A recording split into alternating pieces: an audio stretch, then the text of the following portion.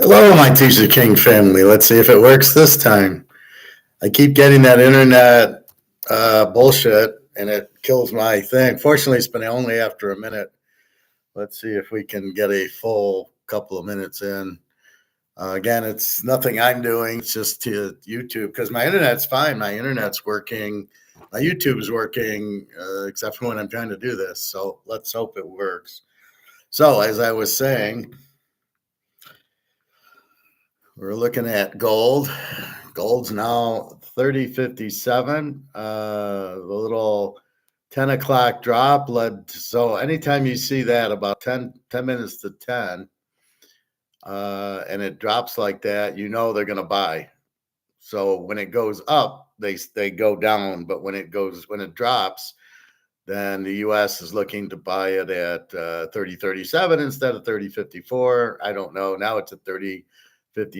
Silver at 34.37. We're seeing that so far. No internet problems. I don't know. Yeah, the day before I had twice, and then yesterday it was fine. I was able to internet the whole 2 hours. I didn't have an internet problem. So I don't know what it is. I assume it's YouTube because my internet's not going down here. I can basically still do it, but the connection with YouTube is the problem. So hopefully it won't keep bothering me after a minute. So as I was saying with gold, so gold was what, 29.80, 29.90. Then it finally got to 3,040, and then it sat at 3,020 for 5 or 6 days. And now we're at the next level. Now we're at 30.50. I got 30.58 right now. Silver at 34.37. And I think we'll see 31 probably by the end of the day tomorrow. This should just be a huge day. We should get about 30.75, 30.80. Really, I understand it's all bullshit and it's all, you can't do a technical analysis on this. You can spot the 10 o'clock drop and then up, and that's what we do. We got a 6 o'clock up instead of a 6 o'clock down today. And so that's why I'm thinking. And then this 10 o'clock drop, but then it just jumps back up. So how fishy is this? It goes down at 9:45 and then up at 10 o'clock. Yeah, they're monkeying around. Anyway, silver. Again, all I see is silver going up to 500 and this and that. If it was a free market, it would be probably 3,000 or 4,000 by now, and gold would be 20,000 if it was in a free market. But this is my point. What is this? What is this price drop from 30.54 to 30.37 at 9.50? What is that? Nobody's selling. That's the bullshit about it, right? That's why I say for gold to hit 20,000 is conservative, is because it's really not going down for any reason, right? Except for the bullshit game they're playing with derivatives, which are options.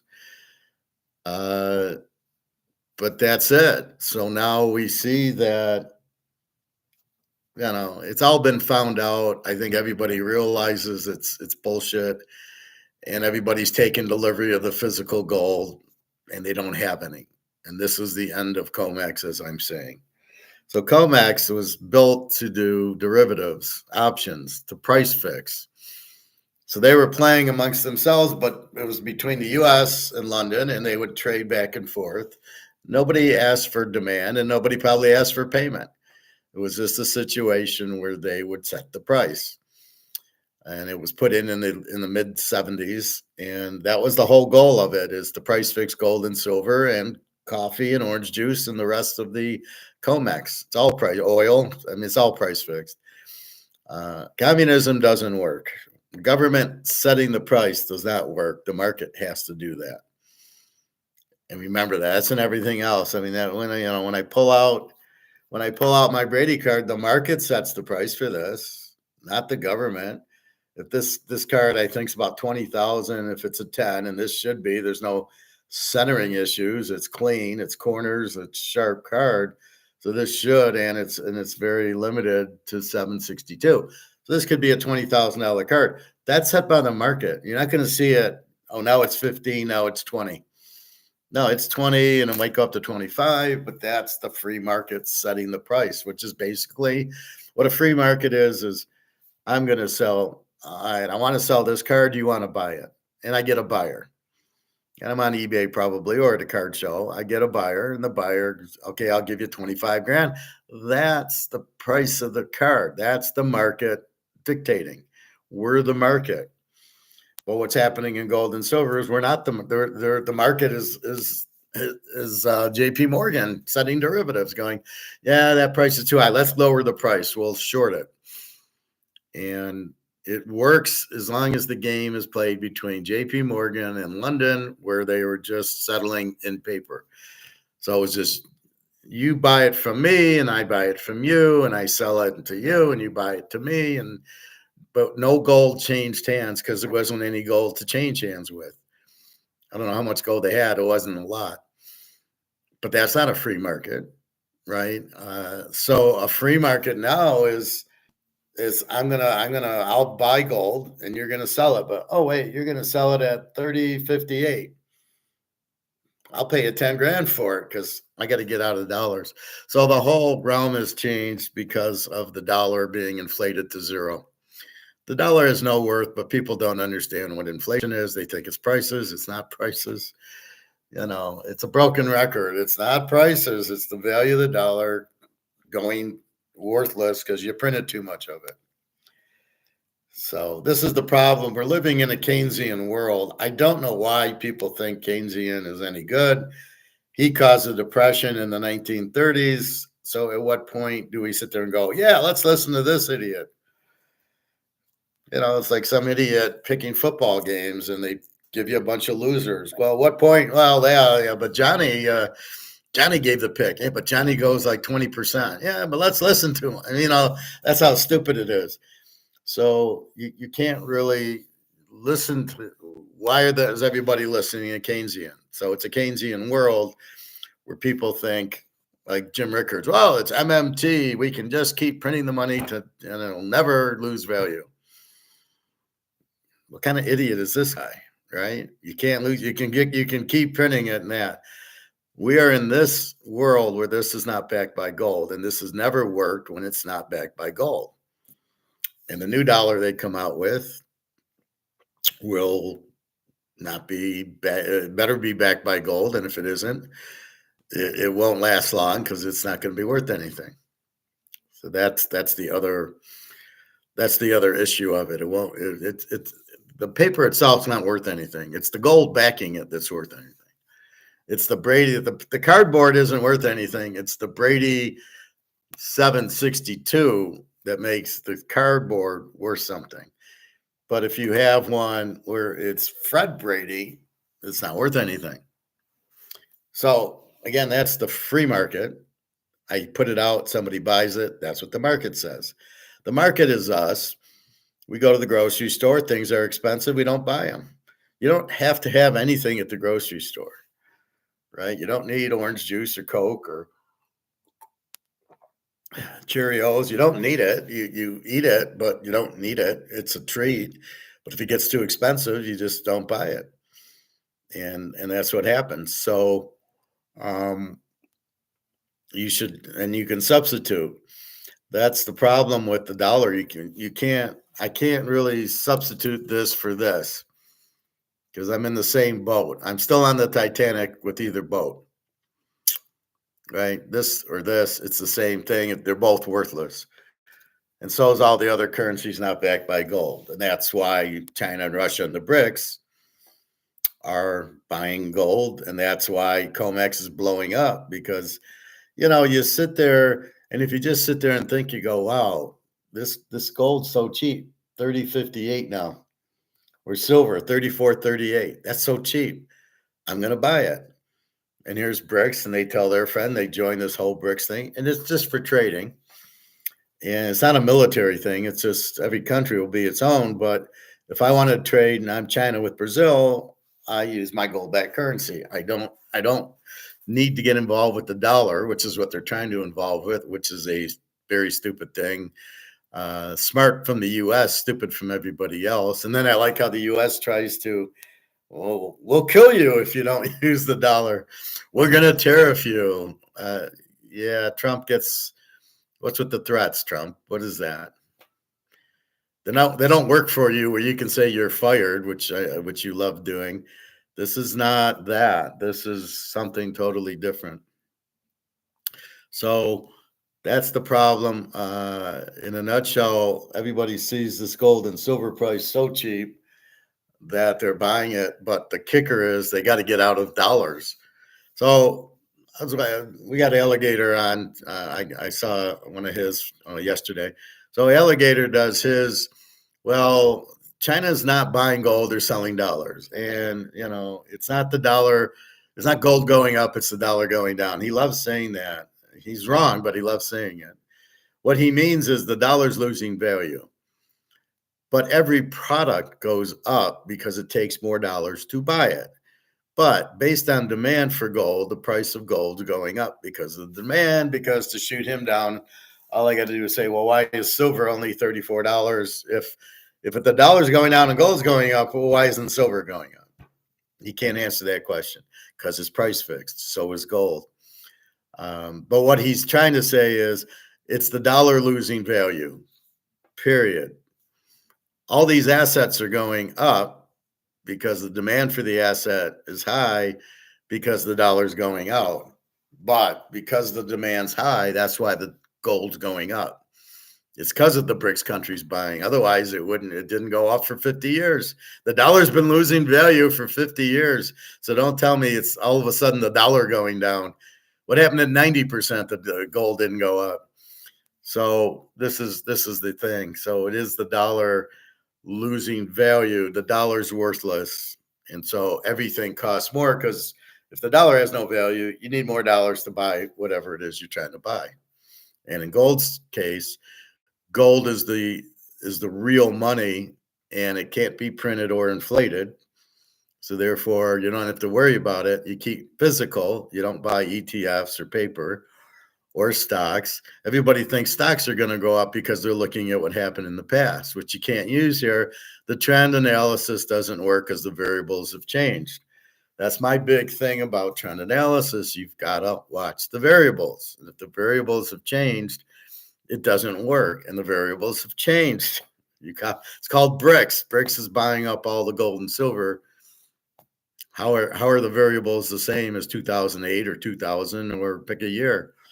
So that's not going to hold water. But he's getting the dollar losing value. I give him that, and then and gold's going up is all we care about.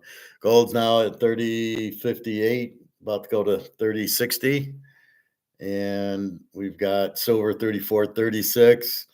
Again, they're doing all they can with the derivatives to keep silver down to 35. Oh, wait, the dollar's going down. Why isn't silver going up? Oh, because they're doing derivatives to keep it down. Poor Alligator. All right. Then he says that the Chinese aren't buying gold, they're selling dollars. Yeah, but they happen to be buying gold with the dollars they sell. Poor Alligator. He's a stockbroker, and you got to realize most of these guys are salesmen. Andy Scheckman wants to sell his gold, and I don't know what Jim Reichert does. He's an idiot, and then Maloney or Peter Schiff are just trying to sell their gold. That's what they do. And but Egon's okay, although he's trying to sell his storage. Oh, come to Switzerland. We got the best damn storage. It's under a mountain. We're fine. A bomb can go off. Well, guess what? The gold would be fine if a bomb went off because you can't destroy gold. Anyway, so that's what's happening. I do see a lot of. I have a video on 10 Asian countries going broke, and the common denominator, they all have heavy debt and they all have heavy inflation. And they're not even looking at inflation properly. They're looking at it as prices. It's not prices that are going up, which is the inflation. They've printed the money, and then the money is worthless. So you cannot have a country with no money. which is basically what these 10 countries, Sri Lanka, Pakistan, and there's Myanmar, there's a few others that some I've never heard of. Kazakhstan is the last one, which is right between Russia and China, so they're fucked. But that's what you have. You have countries going broke all over the place because of the debt, because it's a bad game. It's like Major League Baseball putting the runner on second and people thinking that's good in the 10th inning, right?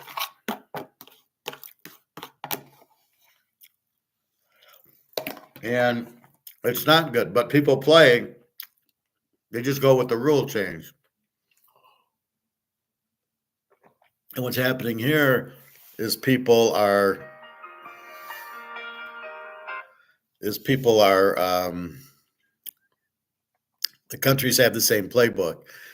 Well, we'll buy votes with pensions and Social Security. We'll print money, which causes debt. We won't balance our budget because we got to pay interest on the debt, and we won't balance our budget. We have to have a military and all this stuff. So what ends up happening is the countries with they all, it's let's go into debt and let's have a military and let's have pensions and Social Security. And then the leaders steal the money and print it. So the money becomes worthless. Then they can't pay their debt off. And there's no food and everybody starves. This is in all 10 of the countries and coming to a theater near you. So this is a terrible problem.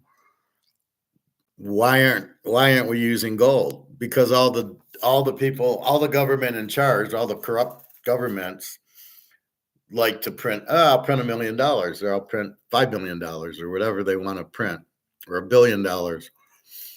But they don't realize is you can't just do that without consequences. If you go for it on fourth down, you don't make it, you lose the game, by the way. So that's what's happening here is you've got these governments printing the money, stealing it, because if it's on gold standard, they can't print it and steal it. Although if they were smart, they'd have the gold. See, the countries should all be having gold as their currency, but they can't do it. Hey, Prophet. I had trouble the first 2 times trying to, I kept getting the internet connection, but it seems okay now.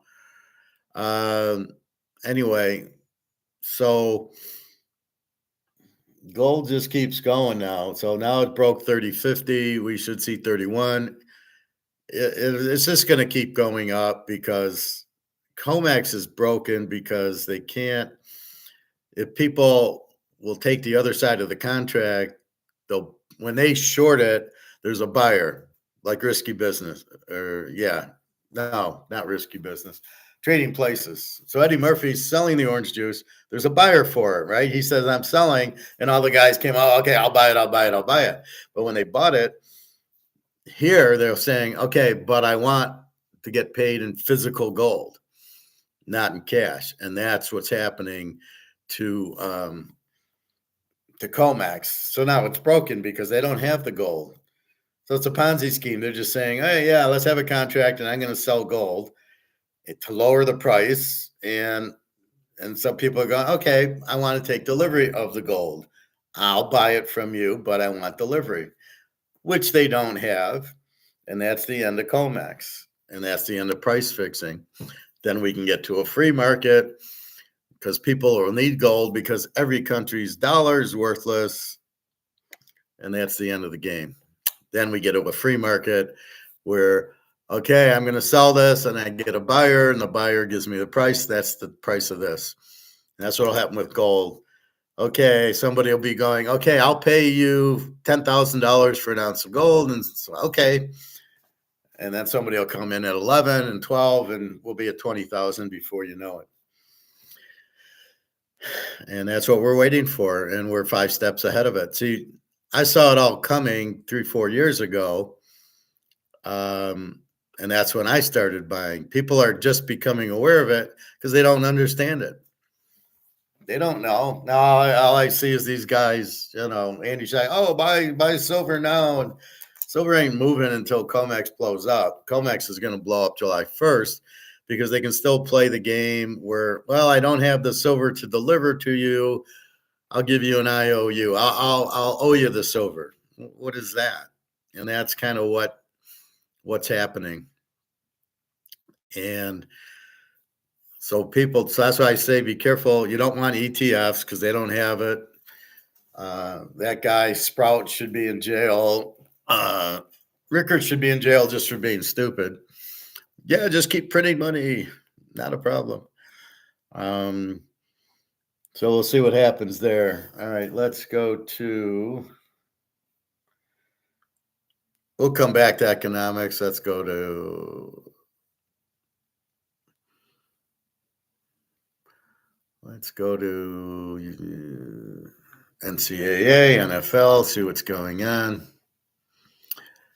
In the NFL, Russell Wilson talks Aaron Rodgers, Giants opportunity. I expect to be the starter. Giants sign of Russell Wilson. Yeah, I hope he's the starter. They don't have anybody. Does Russell Wilson actually make the Giants better? Well, of course, anytime you get a good quarterback. Vikings don't close the door on Rodgers, but won't offer starting job either. The Vikings are sadly coached, as you saw in the Lions game, in the championship game. The Lions blitzed and they couldn't solve it. And otherwise, they should have kept Sam Darnold if they just taught him how to handle the blitz. But here's the Vikings again. They don't close the door, but won't offer this. How can you not offer the starting job to Aaron Rodgers? Are you crazy? Profit. So why don't countries with a lot of gold like China and Russia switch over to the gold standard now? Well, because the U.S. has a strong military. So the U.S. is sitting there. You hear Trump, anybody that attacks the dollar or competes with the dollar, we'll blow you to hell or whatever. So China's theory is we'll just let the U.S. collapse and then we have the gold. Russia doesn't care about that as much because they're being sanctioned. But with Trump in there, he's a little bit more, we've got the gold, we're going to use it. So they just don't want to really get nuked by the U.S., right? So when there's the big kid on the block, you don't want to piss him off.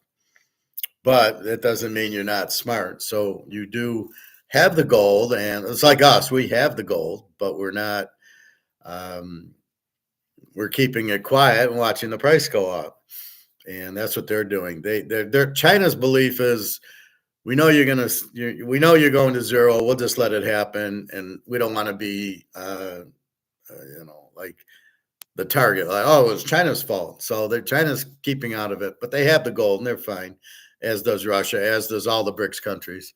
So they're getting ready for it, but the U.S. is collapsing very soon, and that's the problem. Hey, Pat, how are you today?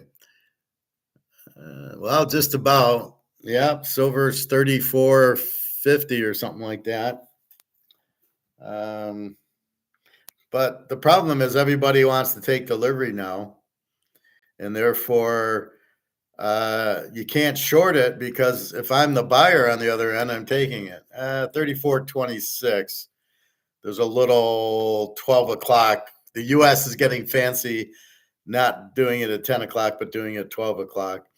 It was a little higher, 34.26 now, but it is. They won't let it get to 35 yet because all their derivatives blow up at 35, and that's. They're not.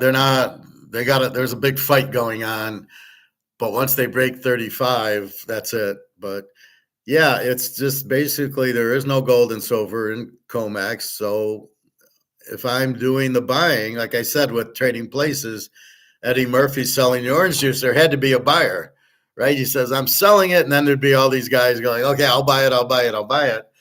And here, when they buy it, the silver and the gold, they go, but I want physical, not money. I want physical delivery of the contract. And that's where it's hard to keep doing the derivatives on silver.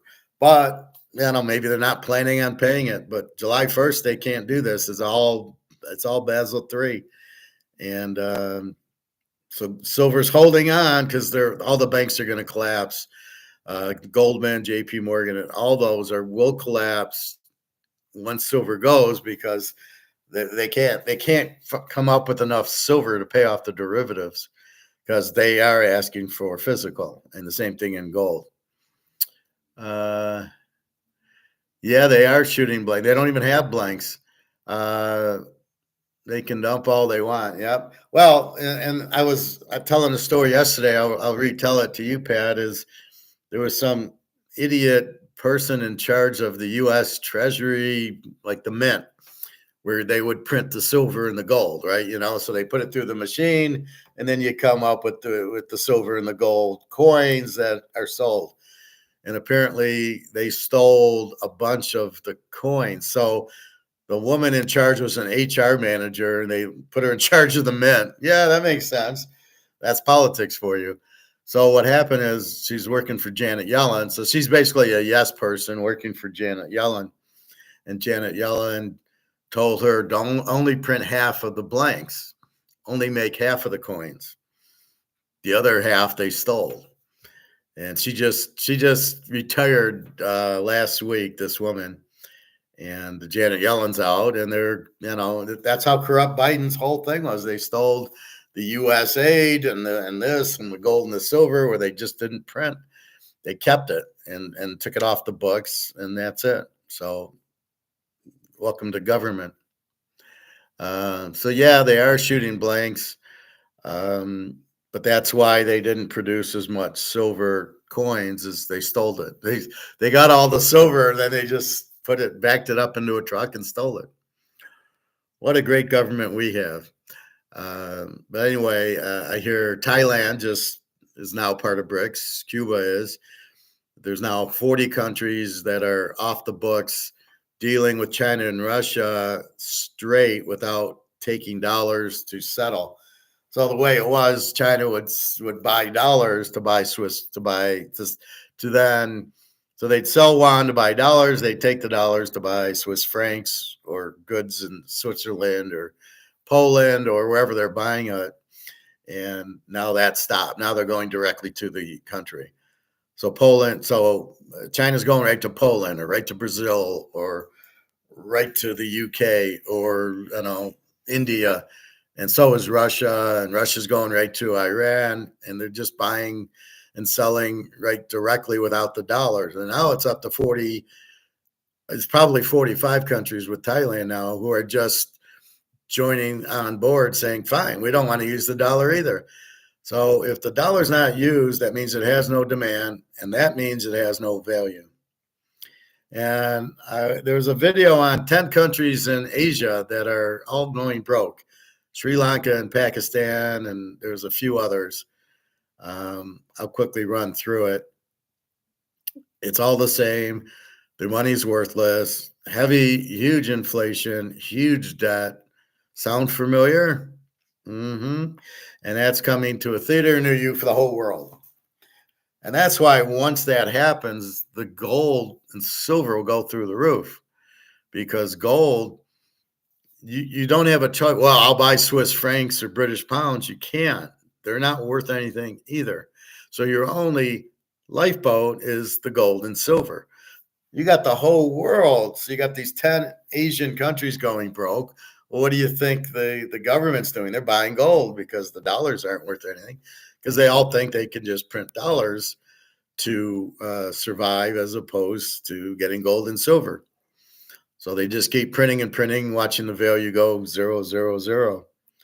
And I'll read you the 10 Asian countries. It's small countries, but none of them can. The debt's too big. The debt's too big, and then they print money, which they don't realize is the inflation, and everything's very expensive. They don't have food. Most of these people are without a home.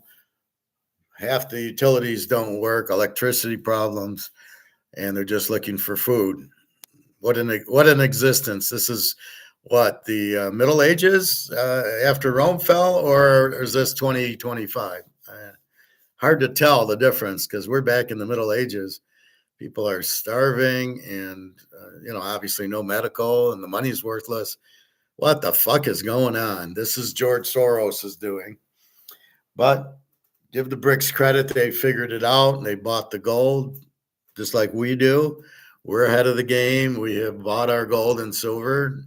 Now, if we buy a little bit more, we're pretty much all set. Yeah, it'd be nice to have 10 more ounces of gold and another 500 ounces of silver. If you got the money, just keep buying. Absolutely. But we're pretty much okay. We're in good shape. We're prepared for it, and the money's out of the system. It's out of the banks.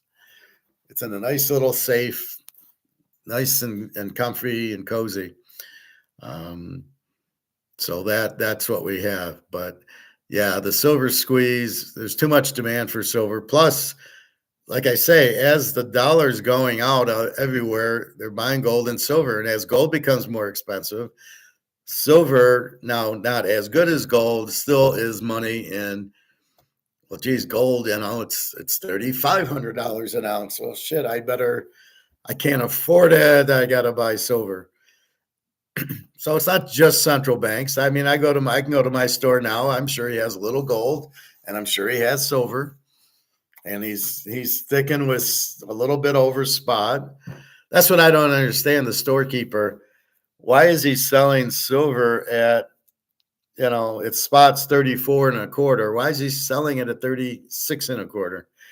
At what point does the light go on going, shit, this is going to 500 an ounce. I don't want to sell it at 34.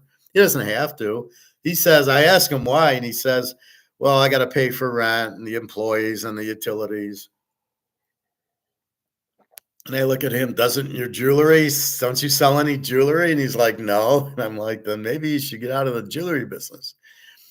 But I says, I'm sure you're storing your gold and silver in a vault somewhere. You're not selling it all, are you? I'm sure he's got some. And, I told him 3,000. It's 3,000. I walk in there. I'm like, God, now. Oh, my God. Yeah. Well, Howard, where's it going? It's going to 35 there, fellas. So that's where we're at. So like I said, Thailand has joined BRICS and Cuba has joined BRICS. And I think Saudi Arabia is in finally. Dubai's in. So Brazil's pushing the money and going to gold. I think Venezuela wants to join. All these communist countries, but they have to have gold to play the game. They have to have a gold-backed currency. So this will, but again, it's just for trade, and that's what's it. I was watching something on why these countries with all the oil aren't prosperous, like Venezuela.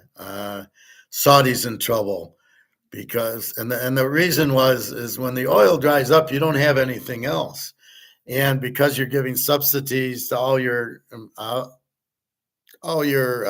citizens, they're not really working. They're not becoming accountants and lawyers and doctors and engineers. You just take them from the outside. But the problem is when the oil goes away, you don't have any other system set in place. You're not doing IT. You're not making cars and stuff like that. And that's what Saudi Arabia's problem is going to be. When the oil runs out, they're gone.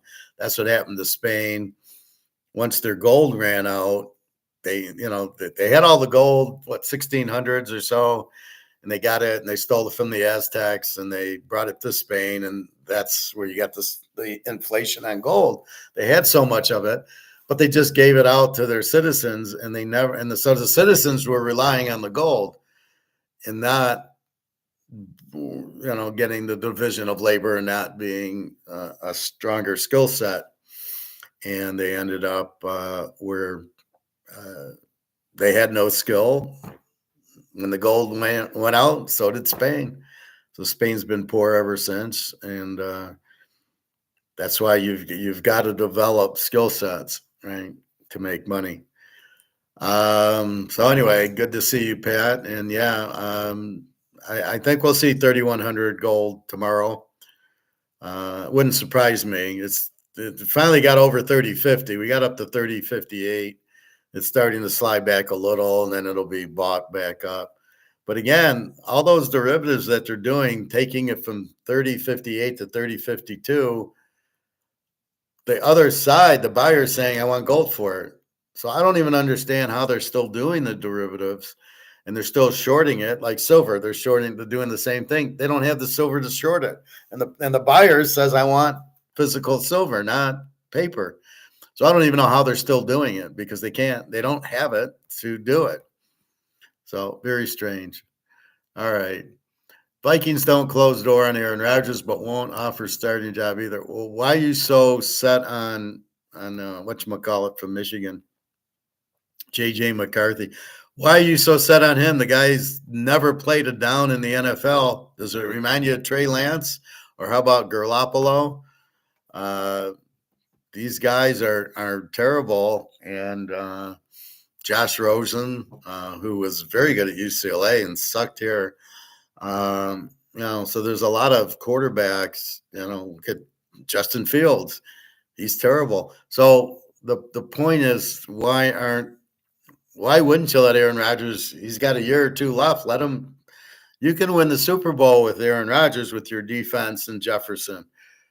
You ain't real winning anything with McCarthy. You might not even win 8 games because you don't know. He got hurt last year. He'll get hurt again this year because he obviously doesn't know how to escape. So we'll see. But can you read a defense? He didn't at Michigan. All he did was hand the ball off. So I'm not really sold on J.J. McCarthy. Sorry. But I believe the Vikings are fools to not sign Rodgers. There's no way McCarthy's ready anyway, right? Let him watch Rodgers for a year. He basically did nothing last year. So why are you rushing to get a guy who's never played before and who wasn't very good in college? As vote on tush push ban looms, teams can't avoid a hard discussion. Yeah, that's the stupidest rule to allow a tush push. That should be banned. Stephon Diggs will help New England and Drake May level up. Yeah, why is that? Oh, Drake May's good since when? So Diggs went to New England. Betting over-unders for all 32 teams. Yeah, I hate that because all of a sudden there's an injury and you don't know. The team you thought would only win 12 games won't because of the injury. Russell Wilson, the Giants, Stephon Diggs, the Patriots, and pair of big name moves. I didn't know Stephon Diggs was a big move.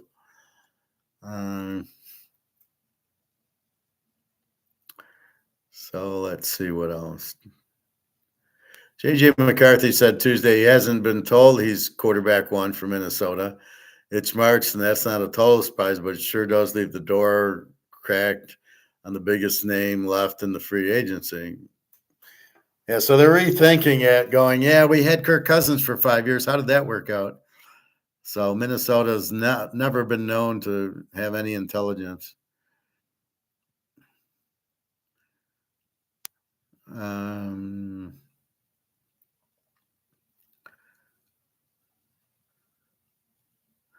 But the Vikings would be fools to just stick with McCarthy.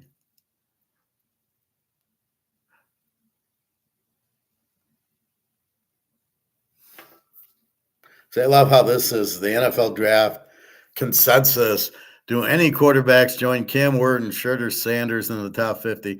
I don't put either of those in the top 50, but I do put in Dylan Gabriel in the top 50 and McLeod and the kid from North Texas in the top 50. Again, where do they get this from? What are you looking at? Did you not see Cam Ward at Washington State? Where Prime Jr. gets sacked every time? I don't know what these guys just are. These are like the politicians. Well, we'll try this Keynesian system. So we won't back the money by anything. Well, we won't pay attention to the laws, and we won't have gold, and we'll just print and print. We'll be fine. Yeah, okay. Let's see, anything else? Titans signed veteran quarterback Tim Boyle. Tim Boyle is terrible. He was on the Lions, and he was a joke. All of a sudden, he's a veteran backup. Since when is he a veteran? He hasn't played. Oh, my God. Boyle spent the past year with the Giants. Ooh, he's a veteran. Will now join Will Levis, who's terrible. God, the Titans.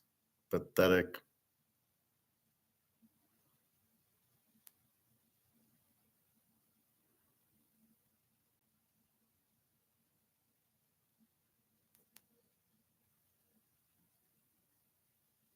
Russ Rawson's at the Giants for a year.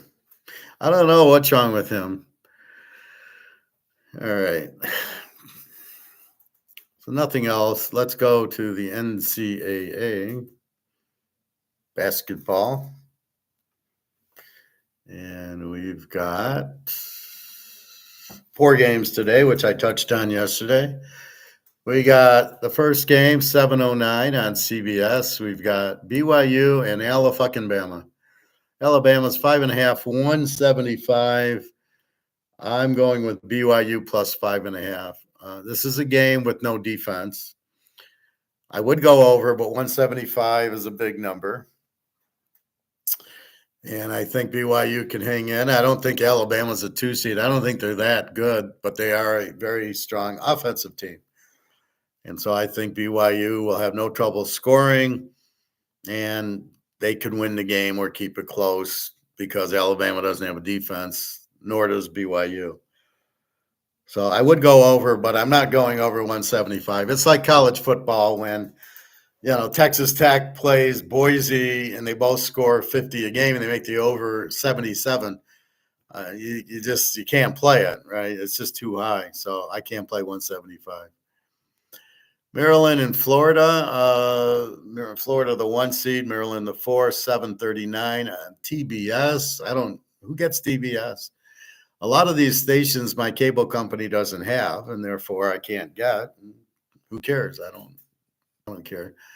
Florida 6.5, 156.5. I'm going with Florida minus the 6.5. Maryland, kind of a weak defense.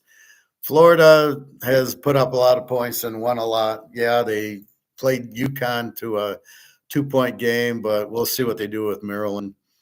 I thought the total was a little bit high, 156, but it's a hard total to go under. It's too many points in the game to go under 156, but it's a high number, not as high as the 175. So I'm going to take Florida minus the 6.5. I don't have any 5 stars today. Duke, the 1 seed, 33-3, go against Arizona, 24-12, the 4 seed. Duke 9.5, 154.5. So these are really big totals so far. I'm going to take Duke, lay the 9.5. I think the way they get rolling, they're an A team. They can shut you down with the defense. Arizona can't. So that's the problem with going over. I should have just played Duke last week, but I got fancy and played the under, and they went way over. So I'm not touching that. But the over is 154. But they got the defense. So we'll go Duke, lay the 9.5 in the last game. And that's also on CBS at 9:39.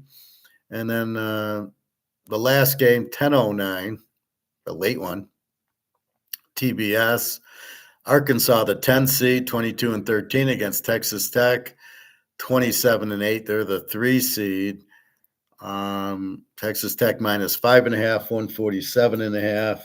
I'm going to go over 147.5 in this game with I think Arkansas can score. Texas Tech can score. I think Arkansas with Calipari,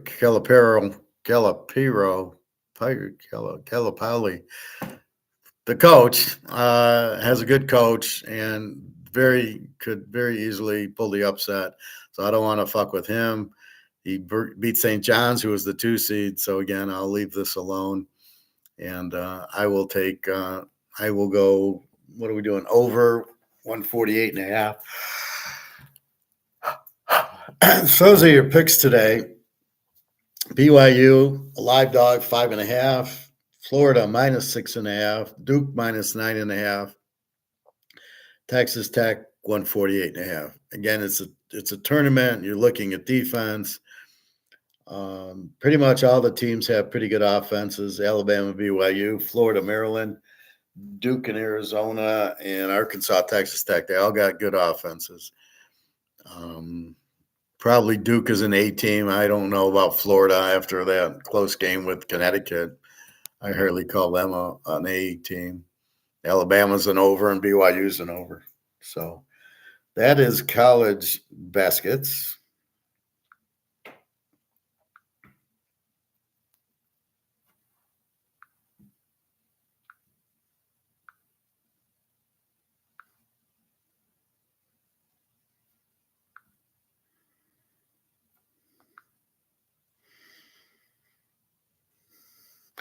Well, let's see what Egon's up to today. The banking system is on the verge of collapse. Debts we're talking about and the bad debts are escalating rapidly, and the banking system is most likely going to have problems much bigger than we had a year and a half or 2 years ago when Silicon Valley collapsed, and also, of course, the Credit Suisse in Switzerland. I think we're going to have a serious banking crisis that also will lead initially to massive money printing until they can't save the banks anymore. This is why people have to protect their wealth by having assets, real assets, outside the banking system.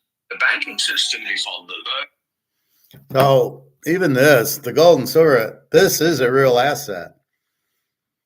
It's physical. It is an asset, and that's the point of it. So the baseball, football cards are assets. Your Rolex is an asset. Obviously, your paintings are assets. Again, when they go into debt, they'll print money to cover the banks. But the problem with printing the money is you can't. That's what inflation is, printing money. So the money loses value. That's why the U.S. can't just print $37 trillion. It's not going to happen. So I hate this idiot, right? Where did it go? $100 silver is coming on this day. You what kind of stupid comment is that, on this day? Mark his word. This is the problem I have with Peter Schiff. He's an idiot. What do you mean on this day?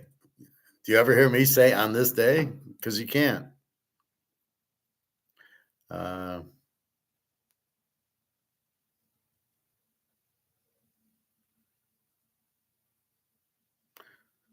Let's see. So let's go to my likes.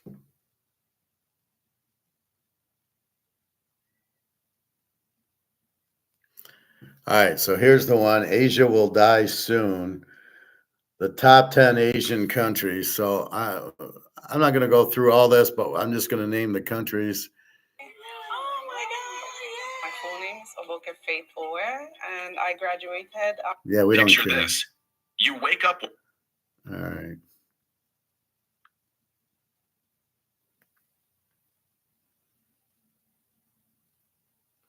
We'll go through the first one so you get the idea of what's happening, and then it's the same in all the other 9 countries. Good morning to find your country crumbling around you. Banks are closing, food prices have skyrocketed, and protests fill the streets. The government is barely holding on, and people are fleeing in search of a better life. Sound extreme?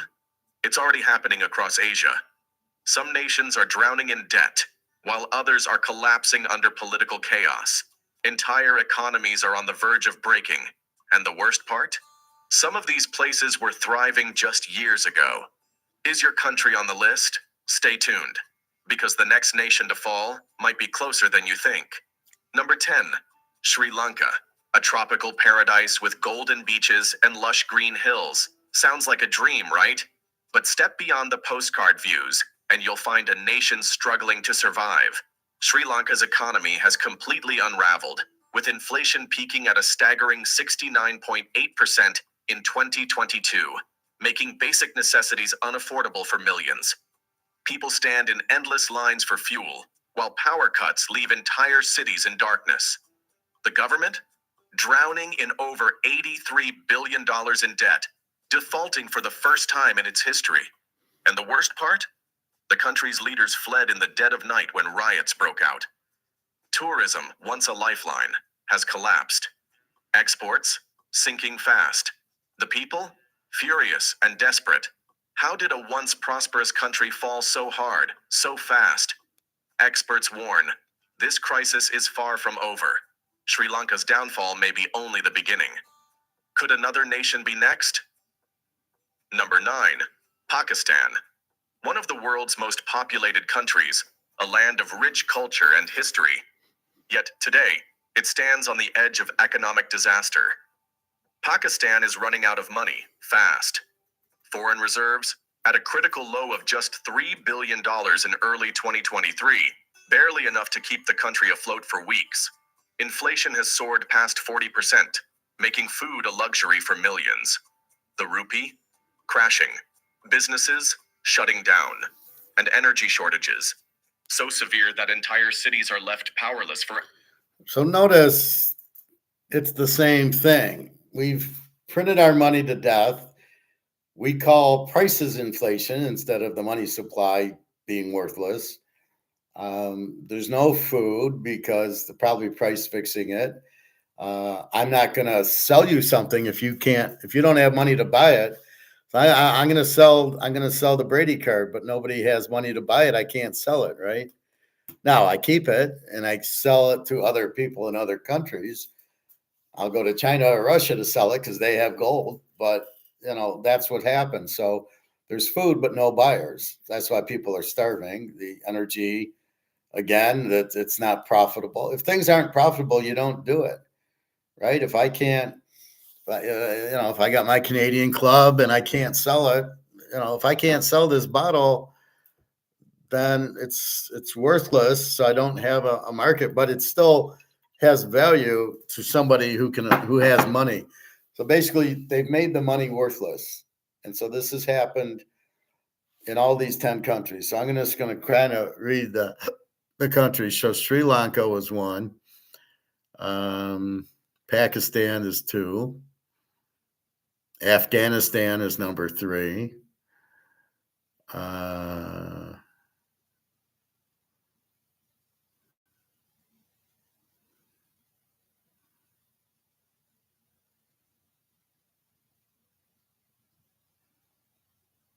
Myanmar is 4.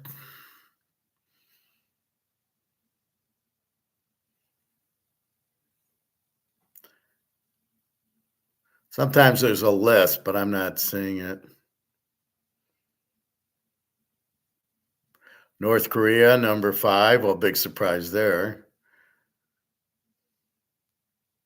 Lebanon, number 6.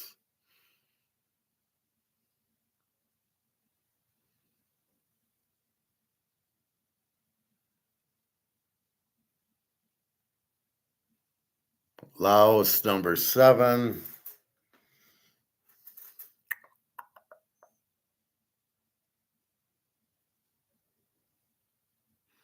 Bangladesh, number 8.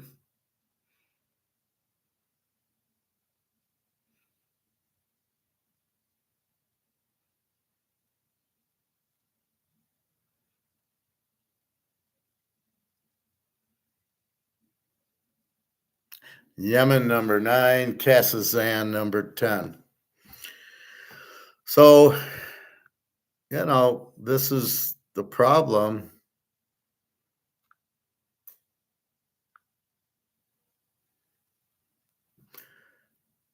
It's the same problem.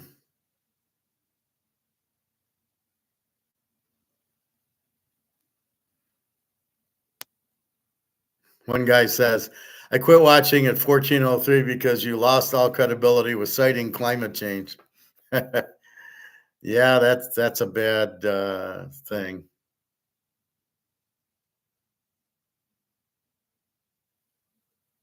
How is Yemen an Asian country? If Yemen is why not Syria and Somalia?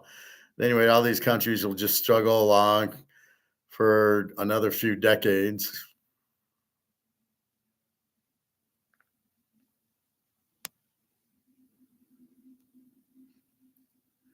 Yeah. So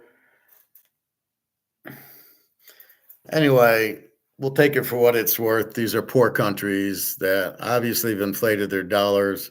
One guy says, "Oh no, this country's got negative inflation now," which is impossible. Unless they came out with a new currency. The only one that got it right was Zimbabwe, who came out with the ZiG, which is a gold-backed currency. So Zimbabwe figured it out, and they won't have inflation with the gold-backed currency. But that's what BRICS is doing, right? They'll all have gold. They will not have inflation. Interest rates will be low. There'll be a lot less poor people because the whole economy gets a lift. And that's what happened here. And the first until 1913, we got a big boost because we had the gold standard, and you never paid taxes because there was no debt to tax. So the problem with the central banks is they bring in all this debt because now you have wars and you have depressions and everything, inflation caused by the central banks. This is why in the Constitution they said there should be no central banks. And this is what Trump's trying to do, is get rid of the central bank. You don't need a central bank. It's not necessary. It's more harm than good. But that's the problem. So then you got the depressions, recessions. Then you need income tax to pay for all the government spending the central bank's doing. Well, if you didn't have it and you just had independent banks competing with not a lot of money because you didn't need it, you had gold, you had none of this. There was no income tax until 1914. We survived fine. We grew, our economy grew, and everything. Everybody went out of poverty. We went from farmers. Everybody has a house or an apartment or a condo. The standard of living is much higher because of the gold standard. And then once you get on, so you had the gold standard at your top, and then you bring in the central bank, and all of a sudden our standard of living's dropped. And it's happened all over the world because everybody went to a central bank for some reason. I don't know. It's just stupid. But that's what you have. So those are 10 countries, but it's not limited to, in Asia, which I guess they're not all in Asia. And then that's what's happening. So it's not good news. But the point was they're all the same. They all print their money, have high inflation from printing too much money. They all go into debt. They all start starving, and this is the problem. So it becomes a very bad situation, but it's all the same. You printed too much money. You don't use gold to back the money. It's all worthless. That leads you to inflation, leads you to depressions, no food. And all 10 countries had the same thing. And it's these other countries too, in the Middle East, and even in Europe, there's some countries in trouble. But it's all the same. They can't afford it. All right, let's see. Silver holders will become millionaires. This is Alligator. Coin collectors, why you should use Whatnot for sourcing new finds. I was looking through some live auctions on Whatnot. It is a fascinating situation. And I've listened to all the commentary. And yesterday I listened to a conversation between various members, sort of researchers and analysts and so on, of LBMA firms. And they were saying, well, there's plenty of gold. I mean, they were just sort of glossing over the thing, really. But nobody mentioned one thing which I've been monitoring, and that is the stands to delivery. Basically, what a stand to delivery is basically where the credit market meets the road of reality, if you like. But because COMEX is run by banks, in effect, who deal in credit, not in physical, they basically, when you stand for delivery, you're not actually getting delivery. What you're getting is a commitment from the counterparty, if you like, on the transaction to deliver you gold at some stage. Now, what they do is they delay the delivery. I mean, there was a fascinating article by a guy who used to work for Sprott, and he wrote about trying to get delivery of silver. He keeps making the same story up. Let's At $5,000, over $1.5 trillion. At $10,000, we're talking about offsetting a significant chunk of national debt. And here's the kicker. They can do it without issuing new debt or raising taxes. That's a political dream. This isn't fantasy. The mechanics are simple. Revalue the gold, move the revaluation gain into the general account, and suddenly the balance sheet looks a lot healthier. But it's not just about accounting tricks. The psychological impact would be immense. It would send a global message. America is anchoring its financial system in something real again. It would reignite confidence, especially if paired with long-dated gold-backed treasury instruments, as has been suggested by names like Judy Shelton and Scott Besson. Now imagine this revaluation taking place in a world where gold is already scarce and in strong hands. You think there's going to be enough metal for everyone? No way. The smart money knows this. That's why we're seeing enormous flows of gold out of London and into U.S. vaults. That's why GLD is losing physical inventory while premiums in the retail market remain strangely calm. It's the insiders accumulating metal while the public remains focused on meme stocks and crypto pumps. But there's another even deeper implication to this shift, the decoupling of physical and paper gold. As demand for real, deliverable gold rises, and as more investors stand for delivery on COMEX and LBMA, there's a breaking point coming. Paper contracts only work as long as nobody calls the bluff. But what happens when too many players demand actual metal? What happens when the market realizes that the vast majority of gold traded on exchanges doesn't exist? You get a phase transition, a tipping point. Suddenly, spot prices explode, not because of speculation, but because of a fundamental repricing of scarcity and risk. Physical gold will start trading at massive premiums over paper. Those with allocated metal will watch their wealth multiply. Those holding unallocated IOUs will be left with regrets and worthless promises. And here's where we talk about silver. While gold is ascending the monetary throne once more, silver is the wild card. It's the poor man's gold. Yes, but it's also the most suppressed asset on the planet. Industrially critical, financially ignored, and politically underestimated. Silver is like a coiled spring. When gold moves, silver explodes. History tells us this. Every gold bull market has been followed by a silver supernova. Well, you can't look at history because it's all been derivatives. This is where we're talking about having physical and not paper, not being in an ETF, not being in a stock, not being in a 401k. That is only paper. So you must have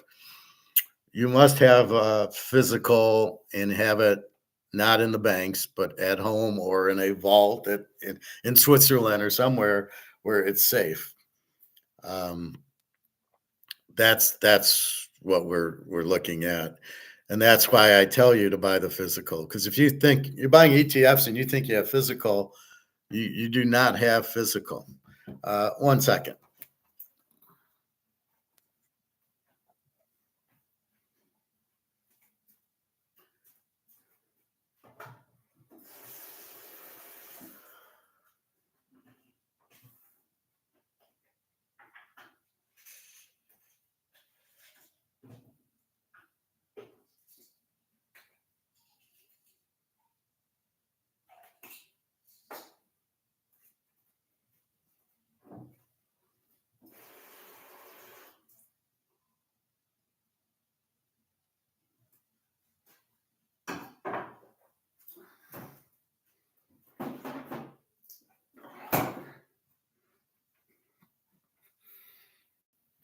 Sorry about that.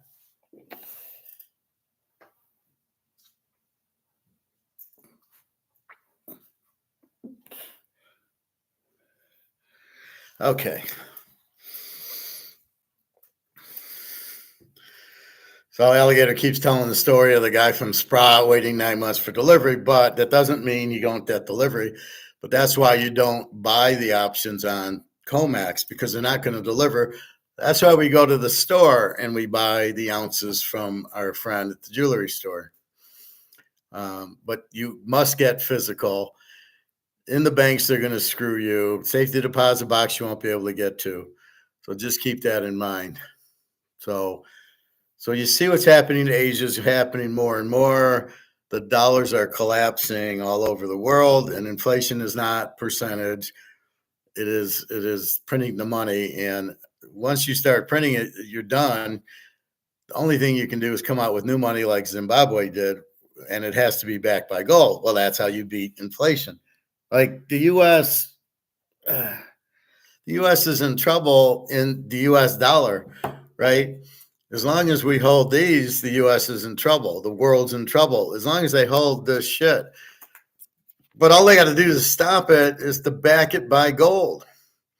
Come out with a new dollar backed by gold, and all this goes away. And I don't know what the problem is, how smart these idiots are. They can't figure that out. You're dead in these dollars. That's where you're dead. Now, I don't know if it's part of a plan to kill everything, so we get out of debt. So you'll have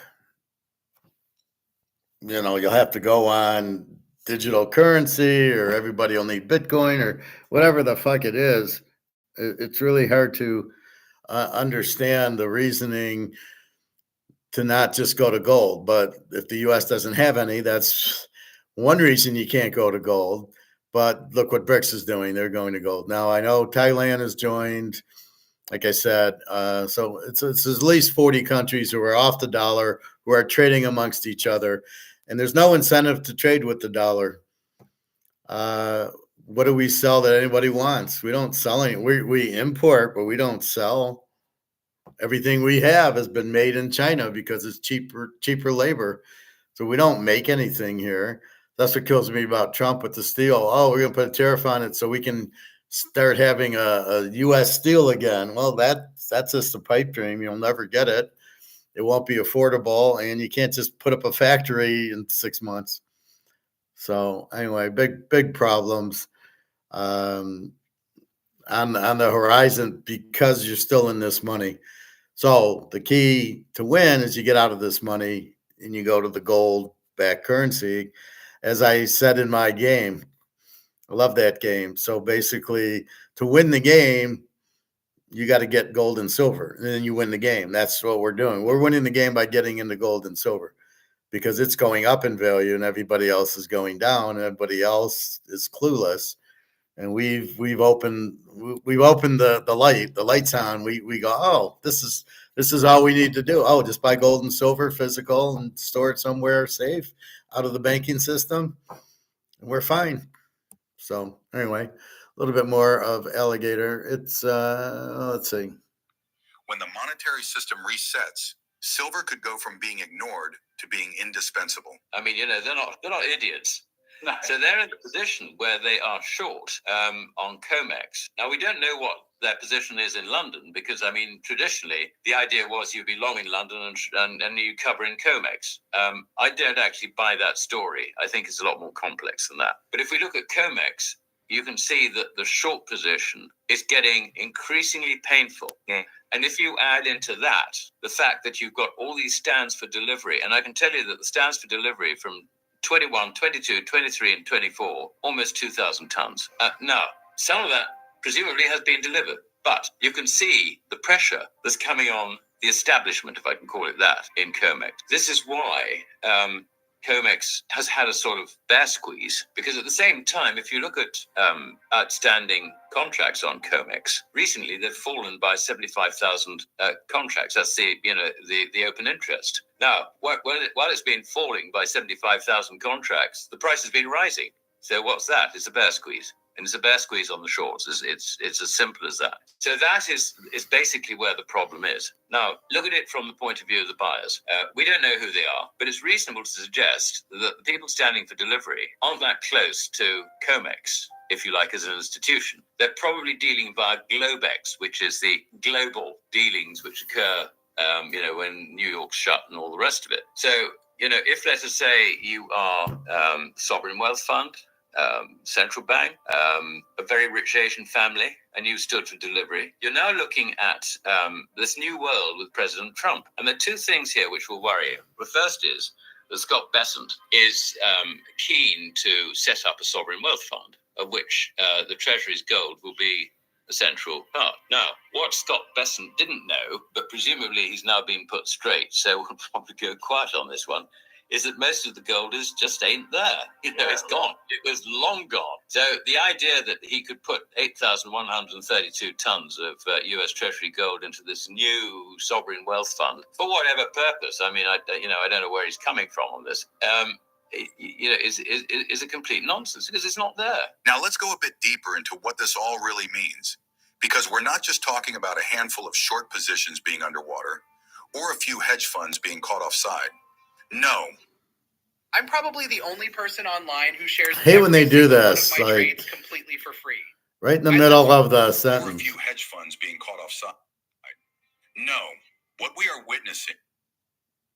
Straight, so we'll probably go quiet on this one. Let's Most of the gold is just rewind so we don't hit the gone. commercial. It was long gone. So the idea that he could put 8,132 tons of U.S. Treasury gold into this new sovereign wealth fund for whatever purpose, I don't know where he's coming from on this, is a complete nonsense because it's not there. Now let's go a bit deeper into what this all really means, because we're not just talking about a handful of short positions being underwater or a few hedge funds being caught offside.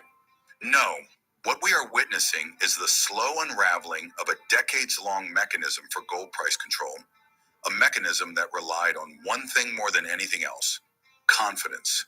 Confidence in the system, confidence that a gold certificate equaled gold, that the vaults held what they said they did, and that central banks would never let the ship sink. But what happens when that confidence starts to erode? Not in a dramatic explosion, but in a slow and persistent drip. The data from the COMEX shows this erosion clearly. As Alistair McLeod and other seasoned analysts have pointed out, the growing number of long positions that are not just trading contracts, but standing for delivery, reflects a subtle yet powerful shift in market sentiment. For years, traders treated COMEX gold like any other derivative, an instrument to hedge, speculate, or flip for a quick buck. But now, these long positions are transforming. They're not just asking for settlement in cash. They're saying, deliver me the metal. And that shift from paper to physical is a red flag. It's the canary in the coal mine for the entire paper gold pricing system.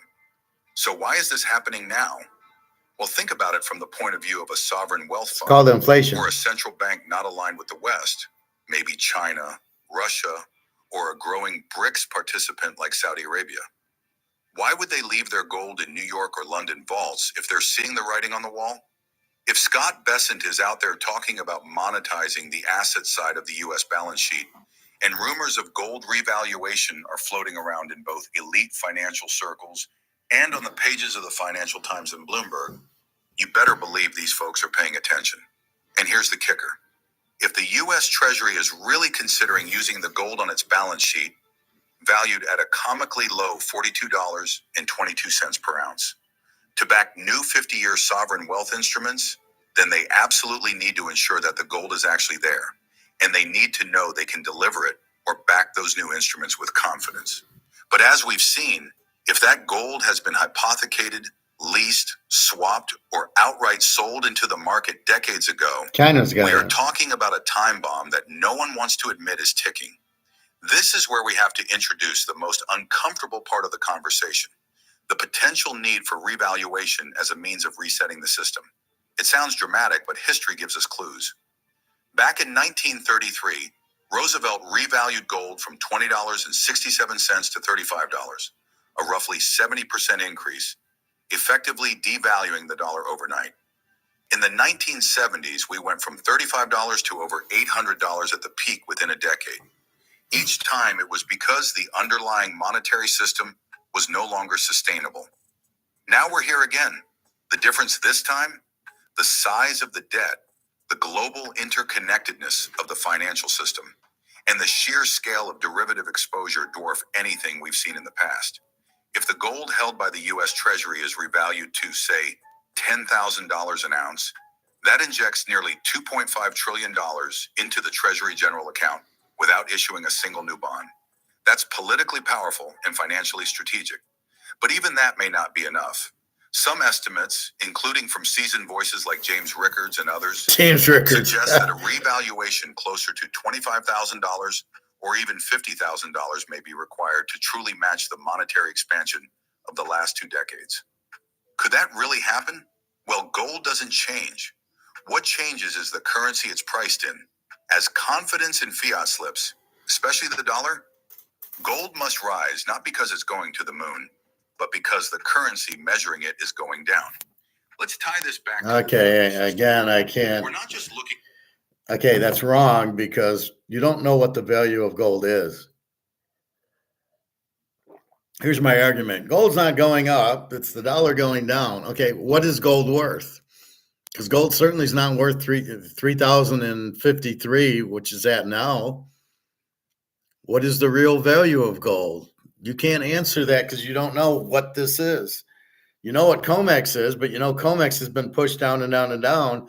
So the gold real price is up here somewhere, which is unknown. At least I would say $20,000 because of all the manipulation for the last 50 years. So while gold's price might not be changing, it certainly is not 3,000. That's just a made up fantasy Disney number. We don't know what that number is. And you can't say 3,000. So it's really not gold going up. It's the dollar going down. That's a bunch of bullshit. The dollar is losing value. There's no question. That's what inflation is. You're printing it, it's losing value. But to say gold's not going up, gold might not be going up, but then tell me what gold's price is, because it isn't 3,000. Maybe with a zero after it, maybe 30,000, but you don't know that. Nobody knows the real value of gold.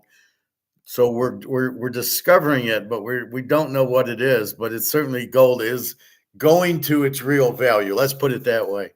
It isn't 3,000. It's much, much higher. We don't know what it is, but you can't say gold's not going up. Okay, then let's get to what the gold value is. But you don't know that. So just shut the fuck up here. At a few thousand contracts here or there.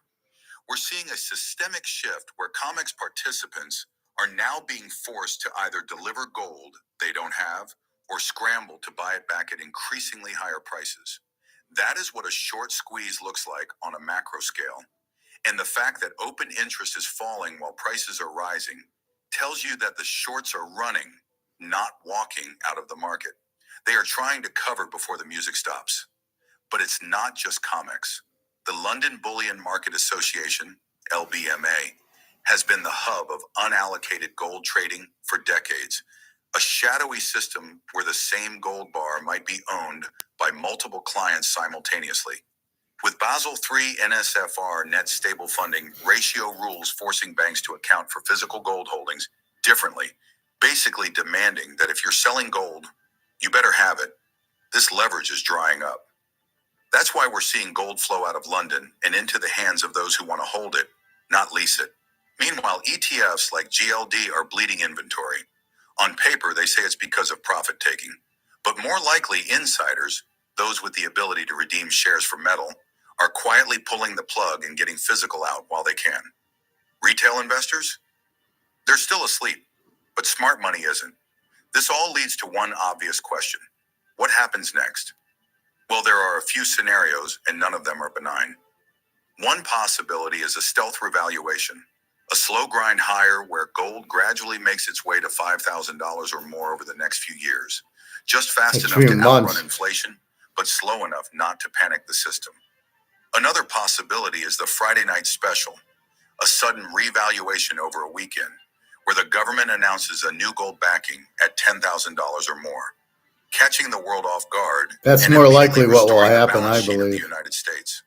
Or perhaps the most likely scenario is one where the revaluation happens, not because policymakers choose it, but because Use this tool to transform your shaky home railing into Fucking a reinforced YouTube. structure in seconds with the portable laser welder that WAP crowns. choose it, but because the market forces it. We're already halfway there. The institutions that matter are accumulating physical. The delivery queues are growing. The system is creaking. The longer we pretend everything is fine, the more dramatic the adjustment will be. Our viewers need to understand that this isn't about making a quick buck. It's about understanding what money actually is and what it isn't. Gold and silver have stood the test of time because they are not promises. They are not someone else's liability. They are real, tangible, immutable. And when the world wakes up to the fact that fiat currencies are not, they will rush to the exits. And by then, Gold and silver are there because you can't print them and you can't inflate them. These people are so stupid. That's why I can't inflate gold and silver. That's why they've been around for 10,000 years. And that's why you have no worries with them, because they can't be inflated. What comex does is paper inflate them. So they make paper gold and paper silver, and the price goes down, but they're in paper, not physical. That's why we don't know what the physical price is, but we hold it because you can't inflate it. You can't print it. You can't, all of a sudden, like what's happening in the dollar, all of a sudden things are more expensive. That can't happen in gold because you can't print it. So whatever things are valued in gold, that's why I say a house will be 20,000 gold ounces or $20,000 of gold, not like 500,000 monopoly money. And they keep going up and up and up because the dollar keeps losing value. That will never happen in gold because you can't print it. No inflation, no depression, no war, no interest rate going up. You don't need any of that shit. It's just, this is it. There's so much gold. That's all there is. We can't print it. If something's $10, it'll be $10 in gold forever. And that's kind of what they're saying. Gold doesn't lose its value, but we don't know what the gold value is. All right, a little bit the gates more. may already be closed. So don't wait for the headlines. Don't wait for CNN to tell you gold is soaring. By the time that happens, All right, we don't watch CNN, so that's alligator. And then Mark McGuire did one. look how young he looks.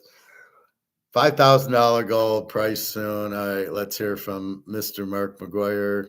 You can pull bids, you can play games. They're not selling, they're buying. In fact, what they're doing is buying is just coming in. And we're talking about since the last 2 to 3 weeks, this fresh money, looking at the price of gold, looking at their other investments, noting its first tier, and it's these spreads that has drawn their attention. Otherwise, it might have just continued under the radar. So, and most liquidity providers that face them and us assess it's going to require $3,500 to $5,000 gold price to bring enough gold to market, just to bring the LBMA and CME into Basel III compliance. You know about this whole revaluation thing. It kind of went viral, and it really was instigated when the industry apologist, gold-hating Financial Times, they suddenly injected the idea that the newly appointed U.S. Treasury Secretary, Scott Bessent, may be considering such a U.S. gold price reevaluation. Now this was clearly something that had to be put in, and it was something that couldn't be hidden. And this discussion intensified after Bessent stood in Trump's office right on video and pledged to monetize the asset side of the U.S. balance sheet. And that was really, it's kind of to focus on assets as much as liabilities was kind of the spin, and while also promising to lower 10-year Treasury yields. And since the gold revaluation mantra has now gone fully mainstream, underscored last week with a Bloomberg intelligence interview with the Bank of America revealing that this gold revaluation process is underway. Now, these are planted to actually create a back door now.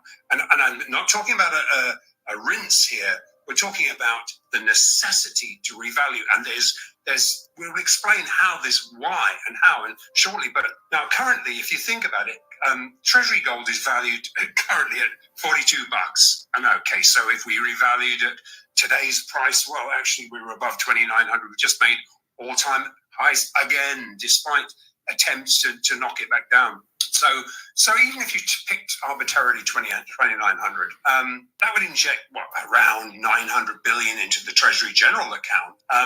That would be via a repurchase agreement. Now the suggestion, as this may offset the need to issue quite so many Treasury bonds this year, so from a high level. But now, if planning to issue long-term gold-backed bonds, well, why not 3,000 or 5,000? So, why not is the question. And as we looked at in our last episode, the embedded paper to physical exchange for physical spreads, what they do is telegraph the US as represented by cash-settled comex market, that is, has to become Basel III NSFR compliant, meaning it has to be physically backed by the 1st of July deadline to comply, or it's going to have to fold. And it's not going to fold. Now that the revaluation narrative has not only surfaced but hit mainstream financial chatter, the tempo has shifted from quiet accumulation to what I would call pre-positioning for systemic transformation. You see, when even the most gold-averse media outlets begin running speculative headlines about repricing U.S. Treasury gold, we're no longer in conspiracy territory. We're in the preliminary stages of policy maneuvering. And let me be very clear with you, when gold is revalued, not if, but when, this will not be some minor monetary footnote. This is about rewriting the script of global monetary dominance, pivoting away from an exhausted debt-based fiat regime into one that is asset-backed, transparent, and rooted in the immutable truth of physical reserves. Now here's the part that most of the public doesn't grasp. The current Treasury-held gold is still booked at $42.22 an ounce. You heard that right, $42 and change, despite gold trading around $2,900. This is a relic valuation from the Bretton Woods era. The gold hasn't moved off the books, but its real value certainly has. And what does that mean? It means the U.S. Treasury has trillions in hidden equity sitting silently on its balance sheet.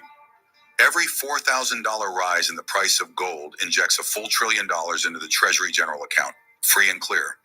That's not hypothetical. That's policy math. Now imagine if gold is repriced at $10,000 per ounce. The talking heads haven't mentioned this, but the euphoria in the market is set to end. Watch it. Per ounce. We're talking about trillions suddenly available to shore up debt, fund infrastructure, and regain investor confidence in the US dollar and treasury markets. But this goes beyond liquidity. This is about reclaiming fiscal sovereignty, and it doesn't even require congressional approval. That's right. Under the current framework, all that's needed is an executive directive. Tell the Fed to revalue the gold, and just like that, it's done. A simple bookkeeping adjustment with monumental implications. But let me tell you where this gets even more fascinating. It's not just about the US playing catch-up. The global central banking community, those in the know, have already seen the writing on the wall. For the last 3 years, central banks, particularly those aligned with the Global South and the BRICS bloc, have been buying physical gold at record levels.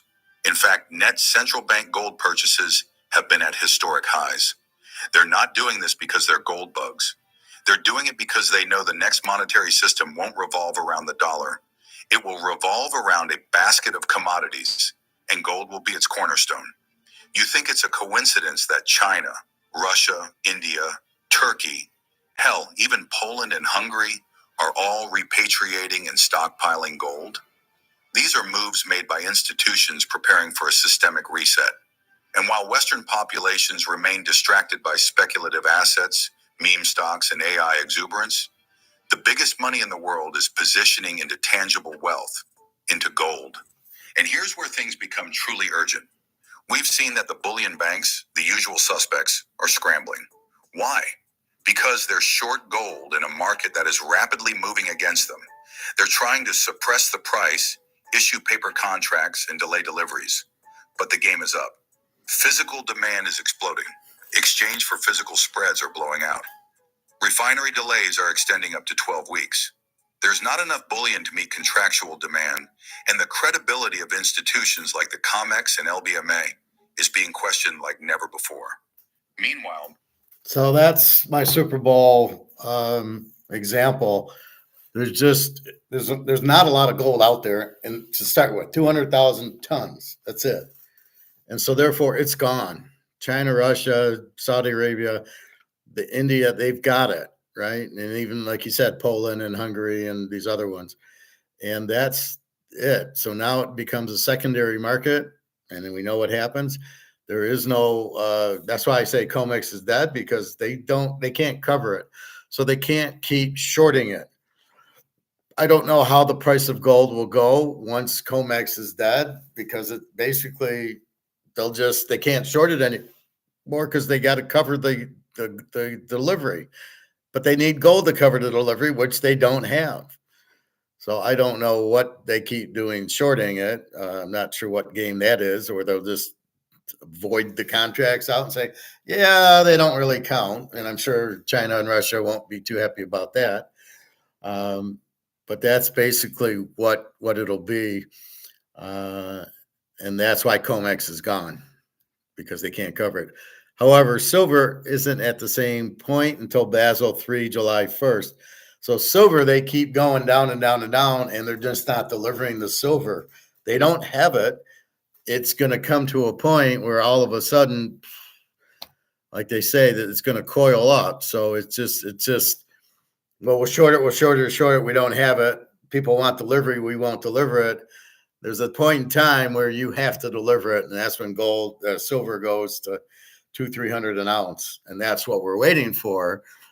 But we can't say it's going to happen tomorrow, unfortunately, until we blow up COMEX silver. We've blown up COMEX gold, and you can see it go from $2,000 to $3,000, and it'll go up to $5,000.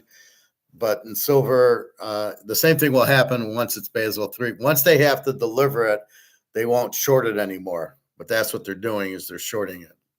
All right. More and more institutional players who had never before touched gold are entering this market. These are not speculative hedge funds trying to scalp $50 swings. These are sovereign wealth funds, insurance companies, and pension managers waking up to the fact that there are no real returns in bonds, and there is mounting risk in equities. Gold suddenly isn't just a hedge, it's a necessity, it's a lifeboat. And then there's the quiet but undeniable movement of ETF redemptions. Large-scale holders are cashing out their GLD and SLV positions, not for dollars, but for the underlying metal itself. This isn't retail FOMO. This is strategic repositioning. If they were just profit-taking, they'd sell and move on. But they're taking possession of metal. Why? Because they don't trust the system to make good on paper Because of the inflation. promises. This is the canary in the coal mine, folks. And let's address the elephant in the room. Will they Canaries, confiscate gold elephants. again? In my view, no. They won't need to. Because the gold they need is already in the ETFs, in the vaults, held by the custodians who work hand in glove with government entities. All it takes is a Friday evening memo. We're closing the fund, converting positions to cash, and Monday morning, that gold is gone. Legal, efficient, done. You still own dollars, but they now sit in your money market account, no longer backed by metal. Friends, we are witnessing the biggest monetary shift since the collapse of Bretton Woods. Madoff. It is being carefully managed, selectively disclosed, and quietly implemented. The only question left is, are you prepared? Do you hold your gold physically outside the banking system? Yep. Because when this revaluation hits, and it's not decades away, it's months or even weeks, those with paper claims will find themselves on the wrong side of history. Don't wait for the mainstream to tell you it's real. By the time they admit it, it will already be over. You must decide now whether you're going to be part of the few who saw it coming, or among the many left holding the bag. This is Andrew McGuire, and as always, I'm telling you what I see, whether the mainstream likes it or not. Stay prepared, stay sovereign, and stay golden. Yeah. I'm probably the only person online who shares every single one of my trades completely for free. Nobody cares. Stay prepared, stay sovereign, and stay golden. Now, the paper to physical EFP spreads have expanded because shorts Well, simply they're Mark unwinding McGuire. their bets. And while this should be allowed to kind of play out, this undersupply is too large to square at current prices. It's pretty much that simple. In fact, with shorts competing to buy back underwater bullion leases. Now, bear in mind, you borrow gold, or you lend out gold, you get a return. Somebody buys that gold and sells it and tries to. Obviously, their incentive is for it not to rise from that point. But they're going to have to, because it's risen, they're going to have to buy back these underwater bullion leases against global central banks and fresh, as yet untapped institutional gold buying that's coming in. These are people that have never bought gold before, which has expanded this. And as this open interest comes in, people say, oh, well, yeah, hang on, look at that speculator open interest. That's easy to rinse out. I'm sorry, no, they're coming in. They've never been in before. This is not rinsable. This is what we call the sticky category of speculator open interest.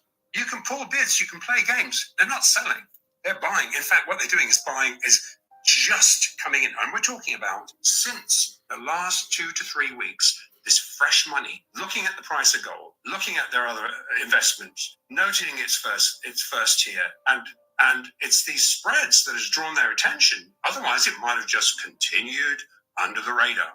So, and most liquidity providers that face them and us assess it's going to require $3,500 to $5,000 gold price to bring enough gold to market, just to bring the LBMA and CME into Basel III compliant. Now, where he gets those prices is, like I said, it's the secondary market.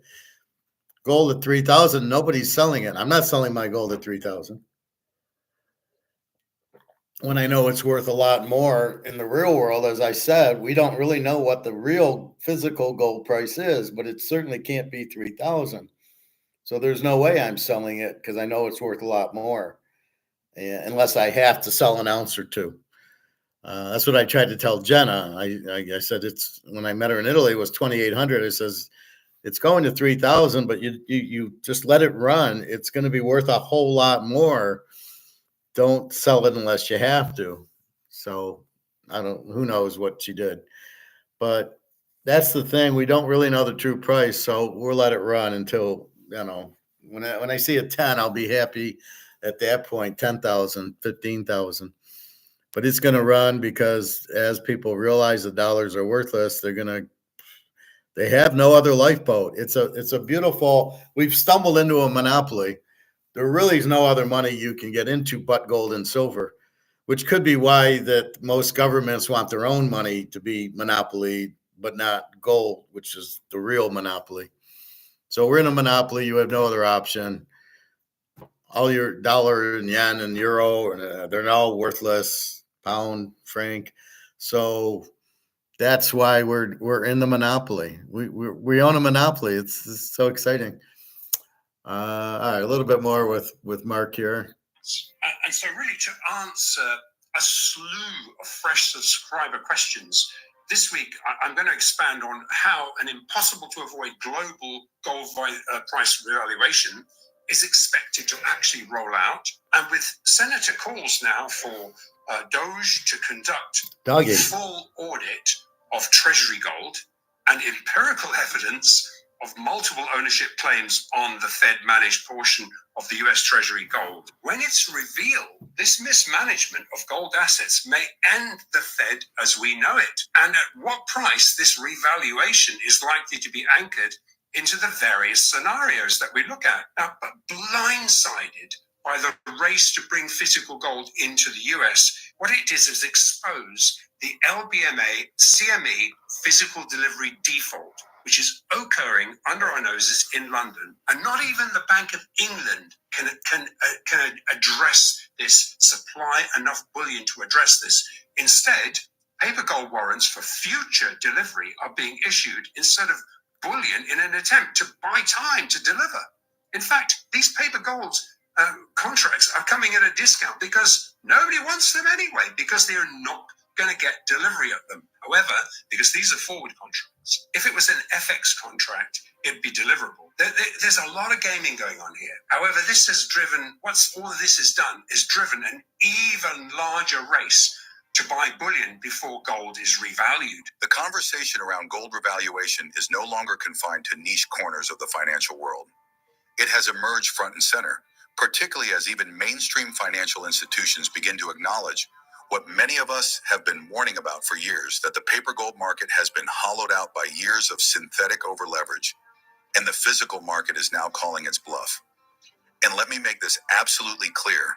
We are witnessing a foundational transition from a world of promises and IOUs to a world that demands the real thing.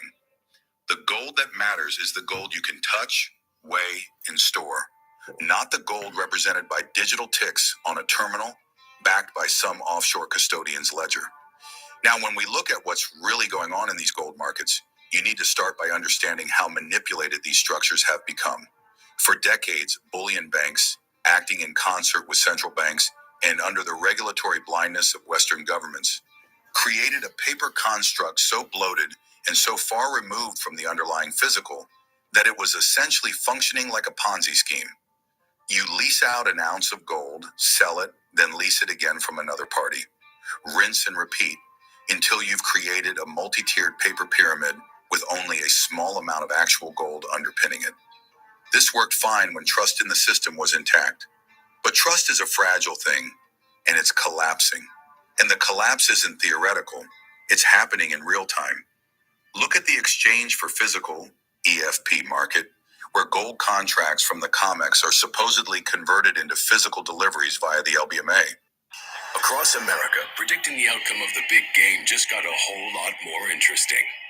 Converted into physical deliveries via the LBMA. For years, this mechanism masked physical shortages, but now those spreads have blown out to historic levels, signaling massive strain. The COMEX is essentially being forced to acknowledge that gold promised on paper isn't available on demand. They've started issuing forward delivery contracts months out just to buy time. These aren't settlement contracts, they're stalling tactics. And believe me, the smart money sees it. That's why you're seeing massive withdrawal requests, even in cases where the bullion banks claim the gold is safe and allocated. Meanwhile, the Bank of International Settlements, the central bank of central banks, already got out of the paper gold game. In late 2022 and into 2023, they closed out hundreds of tons in swaps and leases, basically saying, we're done playing this game. Why? Because Basel III regulations have changed the stakes. Gold is no longer a risk-weighted Tier 3 asset. It's Tier 1 now. That means central banks holding gold outright, fully allocated, physical gold, not a paper claim, can count it at full value on their balance sheet. That alone tells you everything you need to know about the future of monetary stability. So what happens next? Revaluation. But not because someone wakes up one day and decides gold should be $10,000 an ounce. It happens because the system has structurally failed. Inflation. There's no going back to paper promises. Central banks know this. That's why they're repatriating gold at a record pace, especially from the Bank of England and the Federal Reserve. It's because of the inflation. You print money, the money's worthless. So I have to get into a lifeboat. The Titanic is sinking. I have to get off the boat into a lifeboat. And that's what's happening. Since the dollar's collapsed, otherwise nobody cared. They're in stocks, they're in real estate trusts, they're buying houses. They don't really care about gold because they don't need to. But now with this $37 trillion debt and the budget deficits and everything else, and realizing the dollar's worthless, that's why everybody wants physical gold. They don't trust the dollars coming in. So that's really the key, is the Titanic sinking, and the only out's the gold, and therefore you want to get into take delivery of your derivative, and that's what's going on. Bank of New York. That's why the so-called monetary authorities are suddenly very interested in conducting audits of their gold holdings, despite having refused to do so for decades. When politicians and technocrats start muttering about audits and transparency, you know they're preparing for something seismic. This revaluation isn't just about solving a technical imbalance in the markets. It's about a complete reset of monetary confidence. You can't print credibility. The US dollar, like all fiat currencies, is rapidly losing its ability to command trust globally. Just look at foreign central bank behavior: dumping treasuries, accumulating gold, setting up bilateral trade agreements in local currencies, and building out their own central bank digital currencies, CBDCs. They're preparing for a world where the dollar is no longer the fulcrum of global finance. And the only asset that transcends these transitions, the only true neutral reserve asset that every nation can agree on, is gold.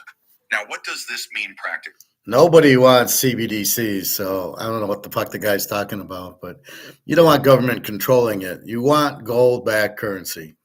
Then you're free. Nobody can control it. Nobody can inflate it. CBDCs, I don't know what the guy's talking about. It means we're heading into a period where physical gold supply will become extremely tight. We've already reached that point. We're seeing refinery delays stretch out 8 to 12 weeks or more. Major mints are either rationing product or backlogged. Premiums are starting to move up, albeit gradually for now. But once the general public wakes up to this shift, you're going to see a scramble unlike anything in recent memory. This isn't about trading. This is about survival. When gold is revalued, it will not be because of speculation. It will be because there was no other choice. Let's talk numbers for a moment. The U.S. Treasury still values its gold at $42.22 per ounce, a relic of the Bretton Woods system. If that gold were revalued to current market prices, say $2,900, that would instantly inject close to $900 billion into the Treasury general account without needing to pass a single bill through Congress. If revalued to $5,000, that's over $1.5 trillion in fresh liquidity. Money that can be used to pay down debt, issue new gold-backed bonds, or restore credibility to the balance sheet. And if you believe insiders like Judy Shelton and others whispering about gold-backed treasuries being launched in time for America's 250th anniversary in 2026, then this is no longer theory, it's strategy. Furthermore, what we're seeing with gold isn't isolated. Silver, the monetary metal's twin, is still flying under the radar, but not for long. The gold to silver ratio remains near 90-1, an historically unsustainable level.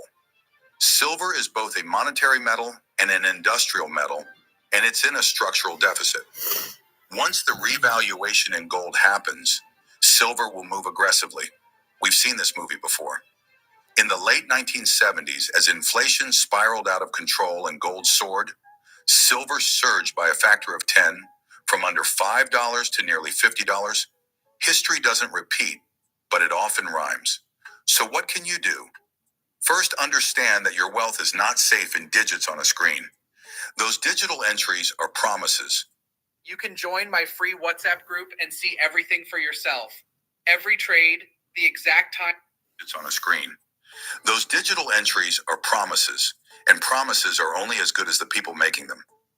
We're entering a world where counterparty risk will be the most important metric of wealth preservation. Second, own physical, not ETFs, not unallocated accounts, not digital gold-backed cryptos that rely on custodians. Real physical bullion in your hands, outside the banking system. And lastly, understand that this transition is not linear. It happens slowly at first, then all at once. We're not predicting a gold standard 2.0. That's not what's happening. What we're witnessing is the end of trust in fiat alone. Governments and central... That is what's happening. We are getting a gold standard. Doesn't he get it? Everybody's buying gold, and the BRICS is coming out with a gold-backed currency that is a gold standard. What an idiot. God almighty. Banks will need to anchor their currencies to something real to restore faith. Like gold. And that anchor will be gold. But then it is a gold standard. Transparent, moron. Verified, and finite. The sooner you get on the right side of this transition, the better position you will be. Not just to protect your wealth, but to thrive in the system that emerges from the ashes of this one. Because make no mistake, the ashes are coming. Whether by inflation, debt collapse, bond market breakdown, or geopolitical conflict, the global monetary order is shifting, and gold once again is stepping into its role, not as an investment, but as the foundation of trust, stability, and sovereignty. Ignore it at your own risk. It is an investment. It is the gold standard. I don't think the guy knows what he's talking about, but he kind of he lays it out right, but then he doesn't understand. Yeah, it is a gold standard. When your money's backed by gold, because nobody trusts that this is real and has a value, then that's exactly what you're doing. Anyway, not a lot of Mark McGuire in that one. I thought there'd be more Mark McGuire. Let's see.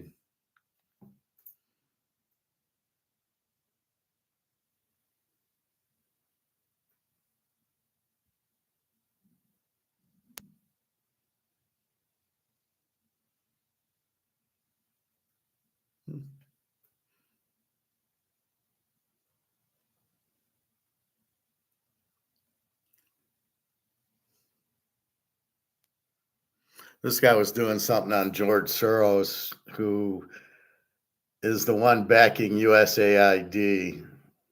It's not as much as I thought it would be, but basically Soros controls it. He's the Nazi.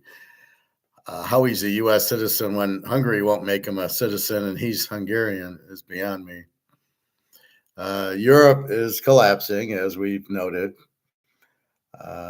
I don't know who this Michael Hudson is, but I know they are collapsing. Japan just dumped all their bonds, 1.7 trillion gone. That's more. That's a 1.7 trillion coming back in, and that it's they don't want to. They're not going to get paid back on their treasuries. Well, they're taking delivery of the money off their treasuries and buying gold with it. So Japan doesn't want to hold our bonds. I don't know anybody that would want to hold bonds from somebody that can't pay you back.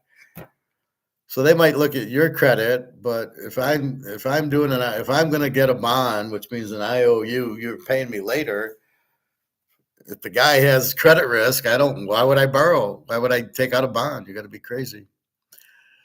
New Wine, how are you today? I think that's fake news on Japan dumping bonds. Why do you think that? I don't. I've heard this before. Why do you think it's fake?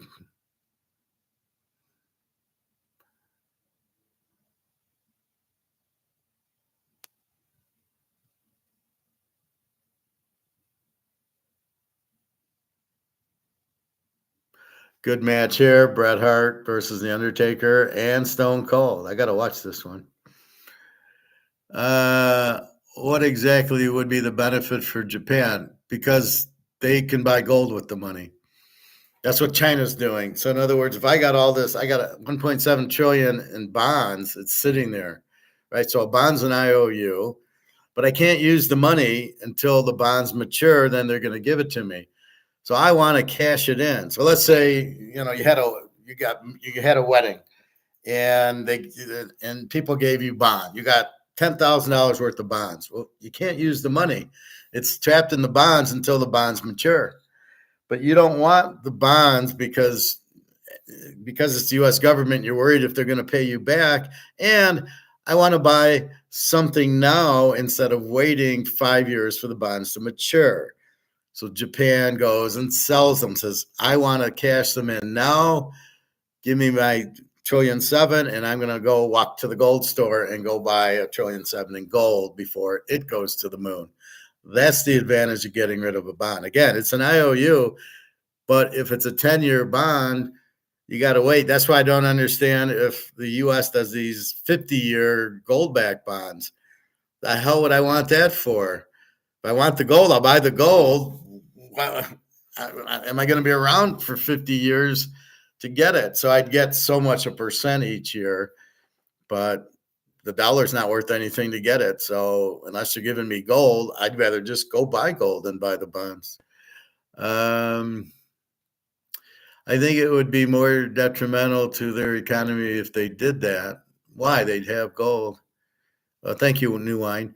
Well, no, see, it'd be better. It's like us buying gold, right? Why do we buy gold? We buy gold because it's going up, and it's the up elevator, and the dollar's the down elevator. So I don't know why it would be detrimental to their economy to get out of worthless bonds that they'll never get paid back to get gold, that's before it jumps from 3,000 to 10,000. They're joining the bandwagon. They're realizing, what do you think all the BRICS countries are doing? They're buying gold to settle, but also because they know the values. That's what we're doing. We bought it at 16, 1700. It's 3,000, and it's still not a real price. We don't know what this price is on gold. We know what comex is, but we don't know what this is the real price of. They're saying, well, it's not gold going up. Well, it is gold going up. It's gold going to its real price. Put it that way, alligator. Gold going to its real price. This is comex price. So as we see gold go up and up and up, it still hasn't hit its real price. And that's why I'm saying he's wrong. It's got to get to its real price. Well, thank you. That's why I do them. I try to teach and help people who this is just not taught. It really bothers me because people don't know they're about to get killed. And that's why I showed you the 10 countries in Asia collapsing, because that's what we're going to be. It'll be no food and heavy debt, and the money will be worthless. Gold will always have a value, and that's the point of it. So anyway, no, if I had IOUs, I'd want to get them in before I don't get them. And I want to use the money to buy gold and silver as much as I can. So absolutely. I was watching this, Las Vegas, 1961. It's always cool to see Vegas. I was watching The Gambler, and I always loved the Stardust sign that, they go up to the room after he gets his blackjack, and the Stardust sign, and it's blue, and then it turns white, and all the stars light up. And I just love that. And I don't know if it's not in this one on 61, but I always thought it was neat to see that. Because that's what I liked about Vegas. Like there'd be, like here in the sign, George Burns or Sammy Davis Jr., Dean Martin or Frank. These were so you'd go to the show, right? And then you'd go gamble and you could eat nice. Now they've ruined it. I don't know what the hell they're doing. They don't have, the only act they have is Circus Olay, which is very expensive. And then they have the food. You go out to you got to go out to the delis to get food. I'd go to the Mirage to eat the New York deli, but they don't even have, I think they blew up the Mirage. So I got to find a deli there. So they chase you out. Nobody wants to spend $100 a meal in Vegas. Sorry, but not a chance. And the gambling's so expensive. So I don't know. Whoever's running Vegas is just running it into the ground. They don't know what they're doing. Apparently, Elon Musk, people are burning Teslas and they, death threats to Elon Musk. I don't like the guy, but I don't think he's that smart. Most of his business is government contractors. He's making a car that there's no demand for, and nobody wants electric. I think he's too public right now. If it was me helping Trump, finding all these things, you would never have a clue it was me. I don't want the publicity, and he shouldn't either, because it can't do him any good. So he's, look at me. Oh, I found this, I found that. And I personally don't like Musk. I never have. I don't think he's intelligent. Getting these government loans to do electric cars, I thought was probably a very stupid thing to do. But, you don't want any harm to come to the guy, or they're like burning his cars and burning his dealerships and shooting at him. That's a bit harsh. Where's the government? Where's the police to defend that? But I wouldn't buy one. I think they're too expensive, and I don't want electric, basically.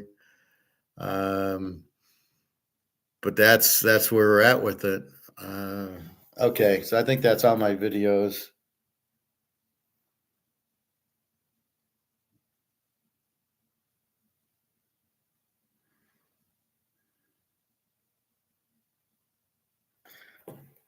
So I think that's it. Let's take our last look what gold's doing now.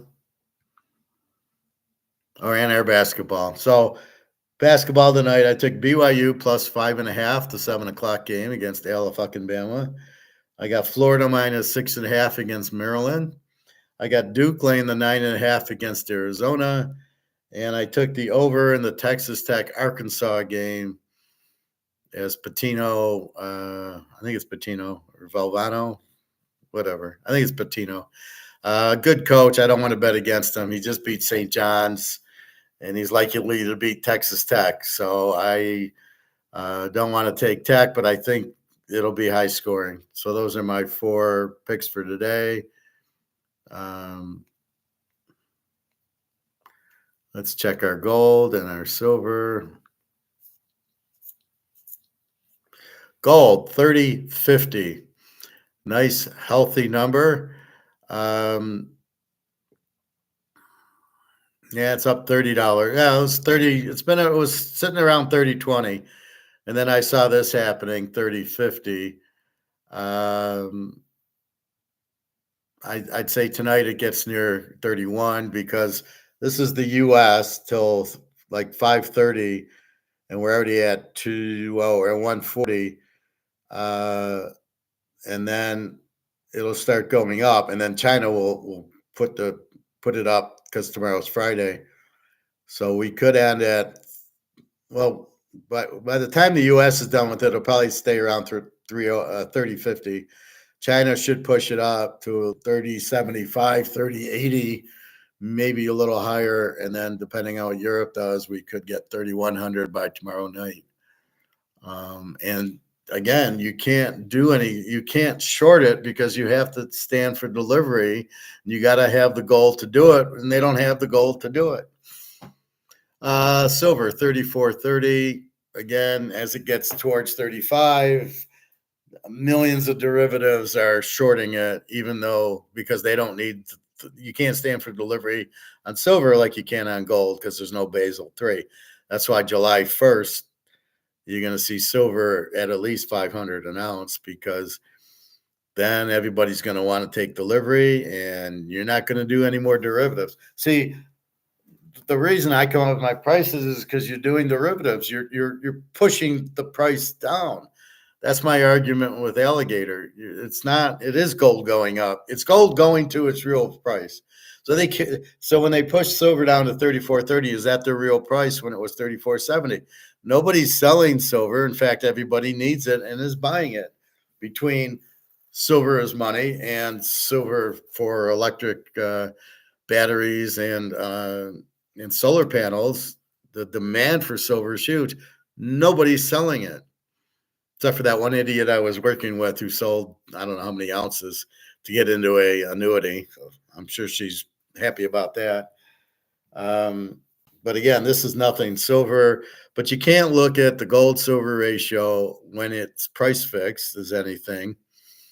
And there's nothing you can do. Silver's going to run like a mantle card. It's just going to run. Nobody's going to sell it. There's no profit taking because you buy it because you got to get out of the dollars. So it's very logical once you accumulate the gold and the silver because you're getting out a dollar because you want to have some money. Plus, you're getting the kick that it's going to go way up. So not only are you getting out of the dollar and you're not losing, it's going to go up, which is going to you'll make a lot of money that way, and you'll buy the house with 2 ounces of gold, as I keep telling Luke. Luke's out of town on something. Bobby, when are we going to Capitol Grove, Bobby? We've hit 3,000. And we're going before it hits 3,100. So that's where you're at with it. You can't lose, but the last thing you're doing is selling it. And even if I were to sell 10 ounces of my silver, it's not going to affect the price. The price ain't going down because I sell it. Right? Let's get that straight. The price will go up. The price goes up because of the buying based on derivatives, right? It's not based on all the central banks buying. That's where we're headed to. We're headed to the banks doing the buying and the price goes with it. And we're not even close to that yet. And that's what we're waiting for. And once that happens, just multiply everything by 10, and that's where we'll be at. So yeah, we'll see a nice $20,000 an ounce gold easily, because nobody will short it.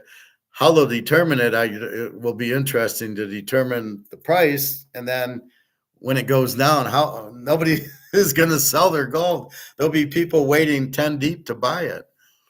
So I don't know. Gold could get very, very expensive. This is why I'm saying buy what you can now, because you're not going to find it. And if you do, it's going to be very expensive. Silver's still, you can, if I go to my guy's store right now, I'm sure I can get 20 ounces, 50 ounces of silver without a problem. And he usually carries Maple Leafs and Philharmonics. As far as this gold in different countries, I don't know where they're getting this from. Only buy U.S. Eagles. Okay, but why? I'm buying gold. I'm not necessarily, it might have a U.S. print on it, but what do I care?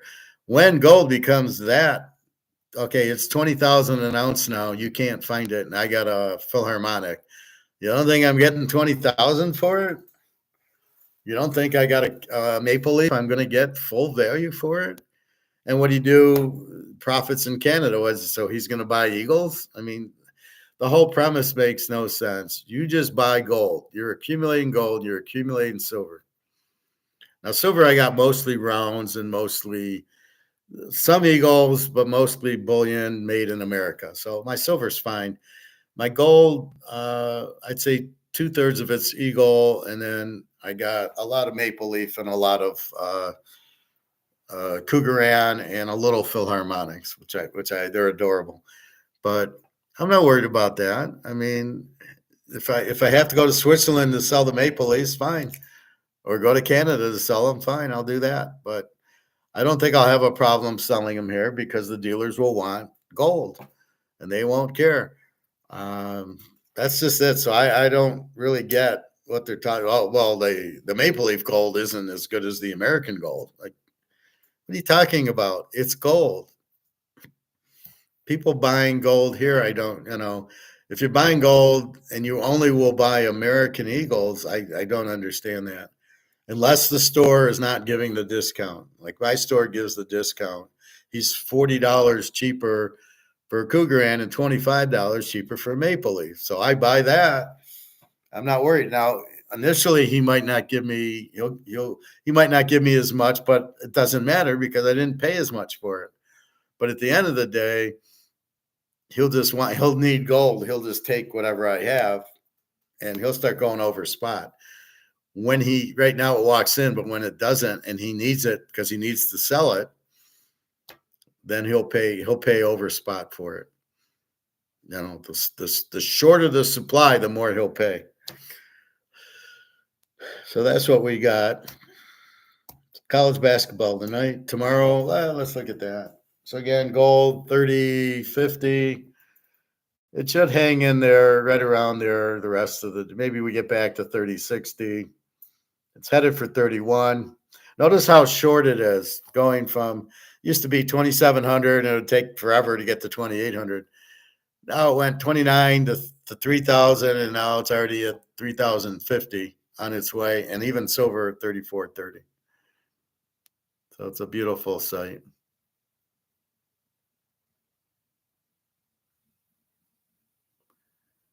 All right, let's see.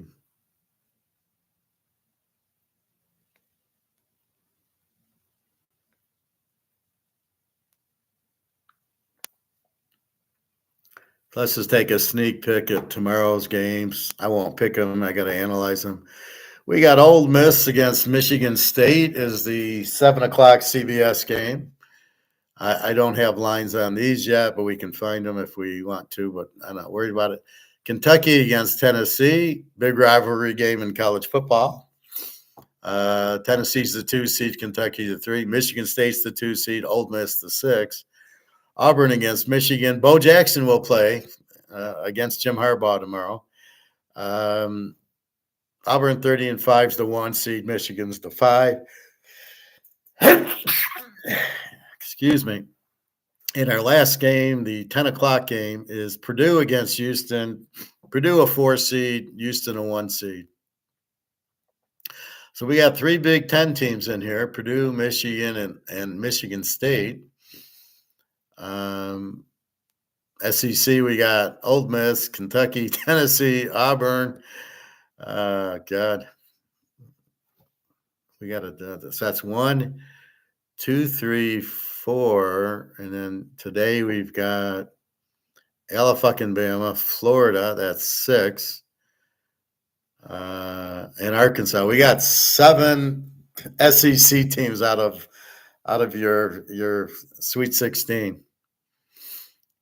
So it looks like it's heading for Duke, Florida, if they can get by Maryland, and then Houston, I think's golden. They'll kill Purdue, and then Auburn. So those are your 1 seeds. Tennessee, Michigan State, the 2 seeds are still alive. And Alabama is a 2 seed. The other one lost. So St. John's lost to Arkansas. So Arkansas is probably going to be the 10 seed against Duke. And Florida against Alabama. But it might be Florida against BYU.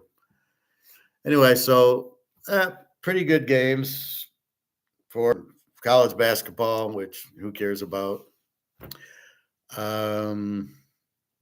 What else?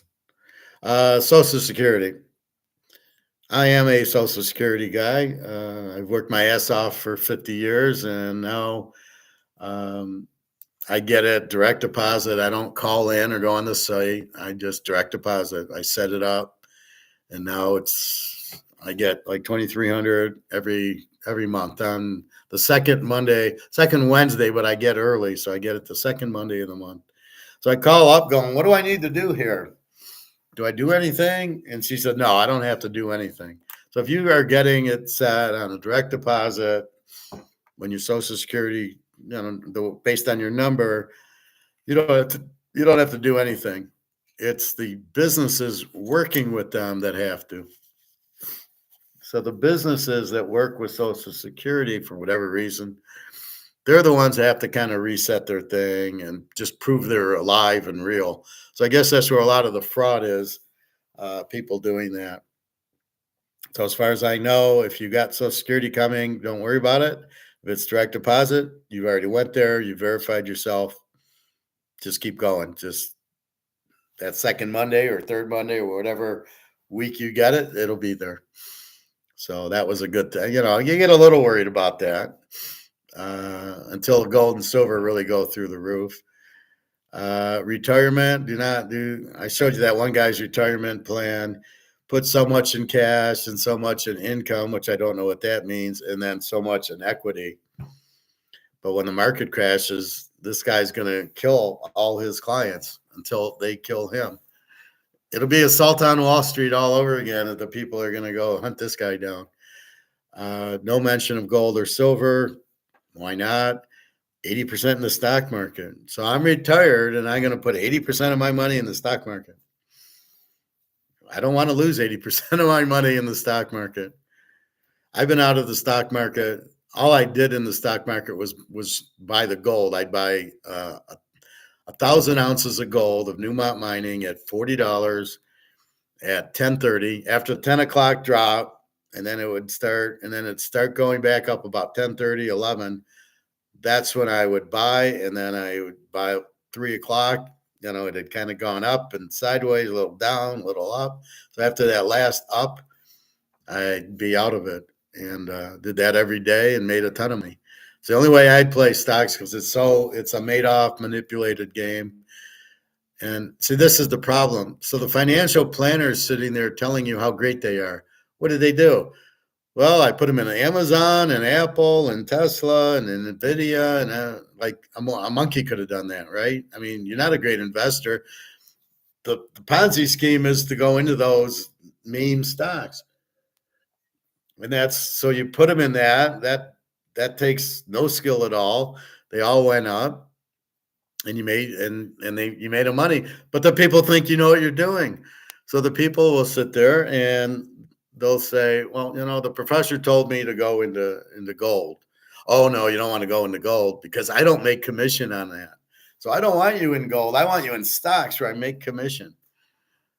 They won't tell you that, but that's exactly what it is. I tell you to get into gold because I'm not in it for the commission. So that's the real key to it. So when you go to your financial planner or advisor, whoever, he will say, that's exact it. Keep a little bit in cash and then 80% in your stocks. That, and that's how you'll get new money to replace the 10% you pulled out into the bank to cover your bills and vacations. Meanwhile, right, you'll stay in stocks. I think the income are dividends. So you're in Coca-Cola for 5% dividend. And that's your retirement. And you're like, yeah, I think I'll buy gold for my retirement because I know that's going up, but the stocks are going to get hammered. And that's the problem. I'm really concerned about that.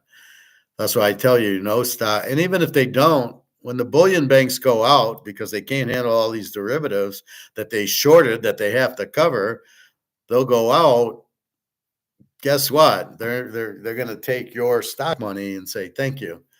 It's not your stocks and it's not your money in the bank, even though you think it is. Well, what do you mean? I bought 100 shares of Disney. Why? What do you mean it's not mine? It's not yours.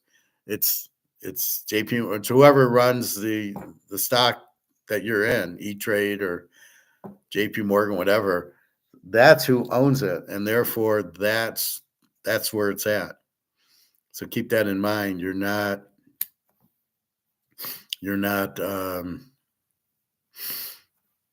the owner. They can't take it. And when the shit hits the fan because they can't get their loans in and they can't get their, they have to pay all the derivatives, the stand for physicals, they're going to just take your money because they're not going to lose.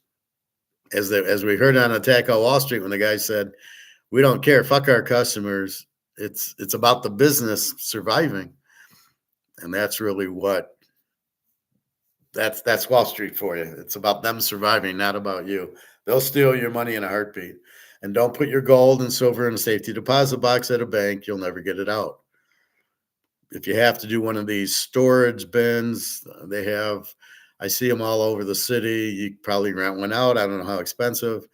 And put your safe and your gold and your baseball cards and your Rolexes in that safe in the storage facility. That would be your thing. But when they tell you about gold that you got to insure it and a place to have it, that's for guys who get 20 tons of it or something. Not for 20 ounces. You're safe at home. I mean, you might have valuables, jewelry, diamonds at home, gold at home, baseball cards, nice painting. I'm sure you have nice stuff at home. So it's not like gold's going to be a big difference. But I don't even know if people will steal gold because nobody likes it apparently. So that's where you're at with that. But keep that in mind. Get your money out of the stock market as quick as you can. And if you're in, what is it? If you're in, really, I can't think of this. If you're in the crypto, if you're in Bitcoin, get the hell out of it. See, that's like the Japan, like New Wine was talking about, where she's sitting there going, or he, when New Wine's telling me why is Japan getting out, I said, so they can have money to buy gold. Well, that's what you're doing with Bitcoin. You're getting out to buy gold. Do you think it's going higher? It's at 80,000 now. Well, let's take a look what it's at right now.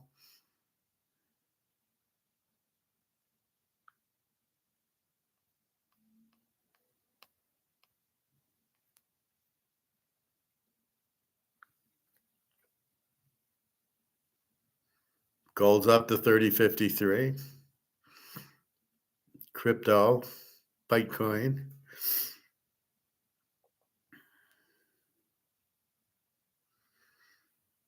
It's at 86,942. It's all over the place.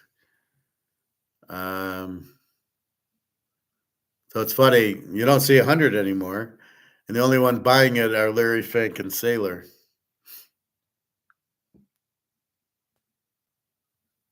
All right, gold 30.53. So you're pretty good today. 34.30 on the silver. So keep that in mind. Do you have money in the stock market? Do you think it's going to go up or down? If the economy is in a recession, depression, going down, all these countries going out, the 10 in Asia plus Germany, Italy, France, England, who's buying your goods? Why would your stock go up, right? If you take buyers out, it's got to go down. Apple, you running to buy a $1,600 iPhone? I don't think so. Are you Amazon? Even Amazon, I look for like this conditioner that's cocoa butter or whatever, and I went to Walmart for it. Why would I go to Amazon? Because I thought about it and I said, well, maybe it's $1 cheaper, but then I got to pay for the shipping, $6, $7. I just assume run to Walmart. I got some dark chocolate and I got that. The dark chocolate has gone up. Both the two main brands, Lindt and the other one, are like $4.50 now, even at Walmart. But Walmart has this other dark chocolate that's from Switzerland, and it was $2.50. But even that used to be $1.90. I think there's a shortage of cocoa creating this mess. But that's my point. You've raised Lindt to $4.50. So what do? I want dark chocolate. I go to Walmart and get it for $2.50. So I'm not even at Myers.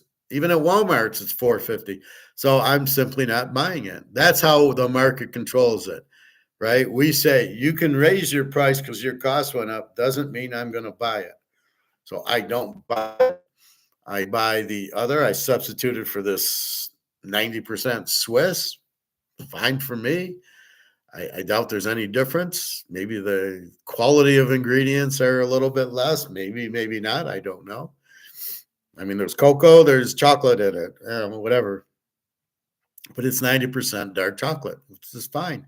So how long is Lindt and the other one going to be $4.50? Well, if nobody buys it, they're going to have to lower their price or buy one, get one free, which then makes it $2.25.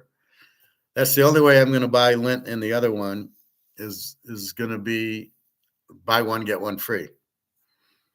Otherwise, I'm off to Walmart to get the Swiss one for $2.50 because it makes. Why am I going to pay $4.50 for basically I'm buying dark chocolate? And Lindt I don't like. Half the Lindt stuff is stale. The other one, I don't remember what it is. I know if I see it, and they're all Swiss chocolate. So that's my point. So you can raise prices, but if we don't buy it, you can't sell it. You go out of business. So Lindt could go out of business by raising their price to $4.50. Now they got lucky that the other brand also went up to $4.50. So they're both like raising it to $4.50. Well, fine. You both can go out of business because I'm going to go get this one at Walmart for $2.50. And that's it. So what are they going to do? They got to make sales to stay in business. So to make sales, you've got to control the price to the market. So here's the market, $2.50, $3 for dark chocolate. All of a sudden, Lindt and the other one are $4.50. Well, you don't have any customers. Nobody's going to sit there and go, oh, yeah, I'll buy it at $4.50. No. About $2.50 is right, $3 maybe. I'm not going to spend $4.50. So they're going to have a hard time selling it because there's no market there.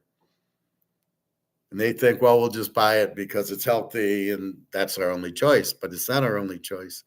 That's where you substitute around, or you just simply don't buy dark chocolate and you let it go, and you have more honey, I guess, or cinnamon. I don't need the dark chocolate. It is healthy for the cocoa, but I don't.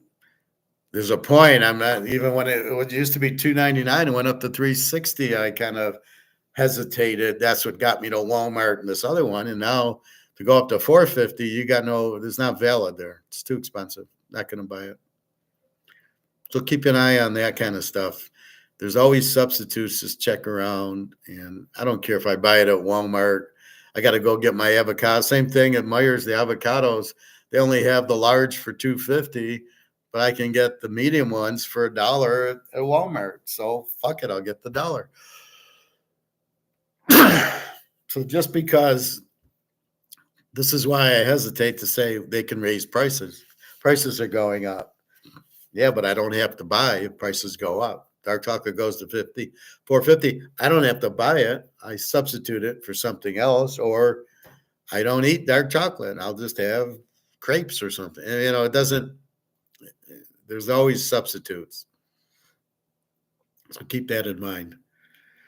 Anyway, so to retire, you retire on gold, right? The gold will go up. It won't, it's never going to collapse because it can't be printed. The reason it's been up and down now has been because of the paper gold. So they're flooding the market with paper gold, not physical gold. You own physical, you're fine. That's your retirement. And you'll make a lot more than whatever you're doing in stocks. What happens when the stocks go down and your $500,000 portfolio goes down to $200,000? Now are you worried about going to work? But if I have $500,000 in gold and silver, I'm not worried at all. I'm fine because I know it'll go up to $1 million. And your stocks aren't going to come back because the value of the stock. So that's how you retire. Not putting 80% in equity, acting as if nothing's. See, these type of retirement planners are bad because they don't factor in different variables like brics.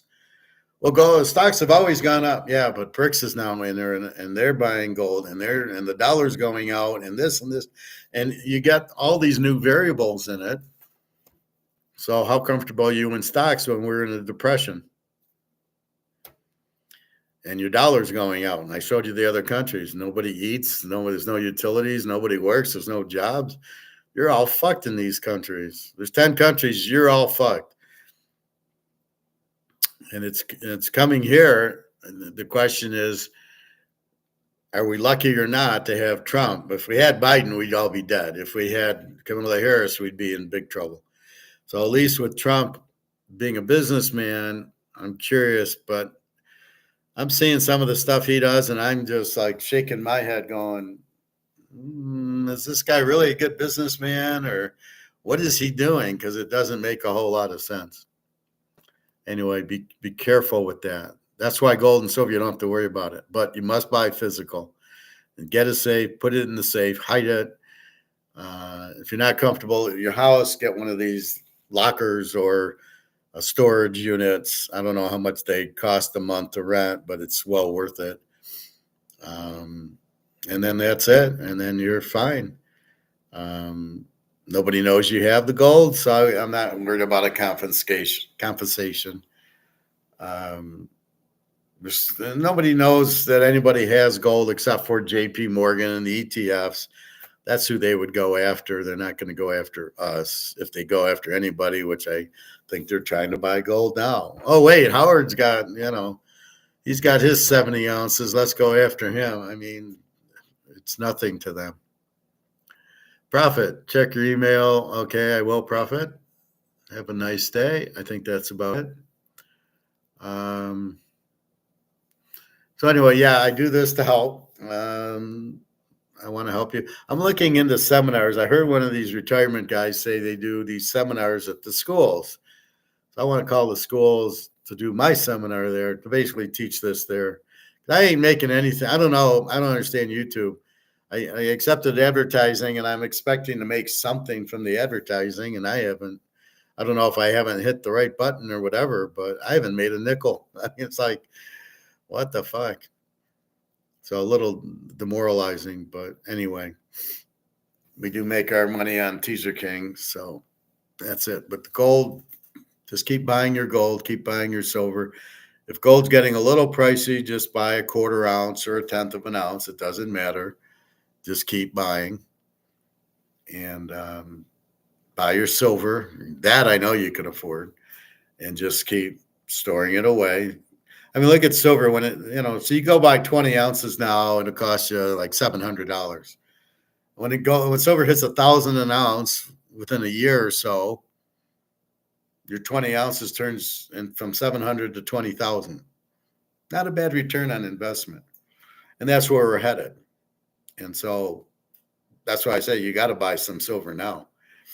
And if you need to trade it in to go to Kroger's to get milk and bread, then you do that. You'll get change, but it won't be barter. People think you barter with it. You would barter. This is barter. Okay, I like to get this car. I'm going to give you this Tom Brady. This is worth 20 grand. The car's worth 20 grand. Here is the money for the car. And the guy looks at it. It's graded PSA 10. He goes, sure. So this is what you barter with. This is here can whatever Cal Ripken. It's a mirror gold. It's a very limited insert mirror gold. I think there. No, it's this way. It's a mirror gold, and it's very limited, and it's very good condition, and it's Cal Ripken. And so, I mean, that's another thing that you might buy a car with or something. The car values will all drop because the money's worthless. So your $60,000 Mercedes, it's worth $60,000 in monopoly money. In gold, it's certainly not going to be worth $60,000. It might be worth $6,000, but it'll be in gold. And gold, you can't fuck with gold. So we will see. But anyway, that's what you want to do as much as you can get in. If you make money betting the baskets or the football, Rumpelstiltskin it, turn that paper monopoly money into gold. That's the best thing you can do. And I think that's about it. We'll see. Daria's relaxing, so I'm happy for her. She ended up with, I guess, a 1/2 centimeter thing under her nose that they'll have to do. Hopefully they just lift this up and do whatever they need, freeze it and, get it out or just burn it off or whatever they would do. And that'll be it. So we will see. And otherwise, that's about it. And a lot of trouble in Europe, a lot of countries going out: Germany, Italy, France, the UK, Spain. I don't know about Poland. The Ukraine's devastated. So there's not going to be as much buying and just a lot of problems. Keep that in mind. If you are traveling to Europe, I think you need a new visa. You buy online for $5. I don't know. I don't know when that comes in and what countries. I think it's the EU countries, but I'm not sure. But check that out when you go. And if you take gold, just put a couple ounces in your pocket. And really all you got to do is when you go and you empty your pockets, at least in Detroit, and you put your phone in and your keys and your wallet in the plastic, you put your gold in it and 5 or 6 quarters. So it looks like there's just a bunch of change, and they're not even looking for coins. They're looking for weapons. And once you land, you just go get your luggage and leave. Or you got to go to passport control, go to get your luggage and get in the taxi, and you're fine. So not that, but I don't know if you're trying to sell it, what they'll give you for it. That'll be hard. And but we're not at the point of selling it now. We're at the point of accumulating. Selling will be about 10,000, 20,000 an ounce, unless you need it. If you need it for a bill, absolutely. But that's why you get 50, 75 ounces. You need to sell one. You pull one, you still have, let's say you have 50, you still have 49 ounces. At the end of the day, you want as many ounces when the price hits 10 grand as you have. So you're not really looking, unless it's a bill or a vacation or something that you owe. And so I have money in my safe that I use to pay some credit cards or bills or take take on a vacation. And then I have my gold, which I'm not using. And then I got these things, which I got to get. I do have some graded, but they're not really, it's not like a mantle graded. So I got to get those big cards graded. But that's what you're looking at. So I think that's about it. So time for a little snack. I think I'll have a salad and then off to the pool. And off we go. All right. Have a good day, everybody. Gold 3,100 by the end of the day tomorrow. We got Mark McGuire, but I think he's got one of these idiots with him. So it'll be it's a hard watch with the guest because he's not talking about what we want to talk about. He hasn't really talked about BRICS and gold-backed currency and everything in a while. It's supposed to come out October, November, and then December, and they have rolled out the other. So BRICS has rolled out a system where it goes. So Russia's trading with Iran, China's trading with Brazil, China's trading with India. They're only using their dollar, so that's what they've done first, and then this with the gold will be coming soon. But they're letting the U.S. nosedive, which is what the U.S. is doing. So we're in big fucking trouble here. All right, have the gold and have the silver, and look for a new place to live. All right, take care, everybody. www.teaserking.com, and I didn't get internet interrupted. No, I did the first 2 tries. This is try 3, and it came on after a minute. So once I saw I got to 5 minutes, I felt pretty good. But yeah, it's kind of weird. Anyway, so have a good day. Take care. Buy your gold and silver. Watch it fly. All right, take care.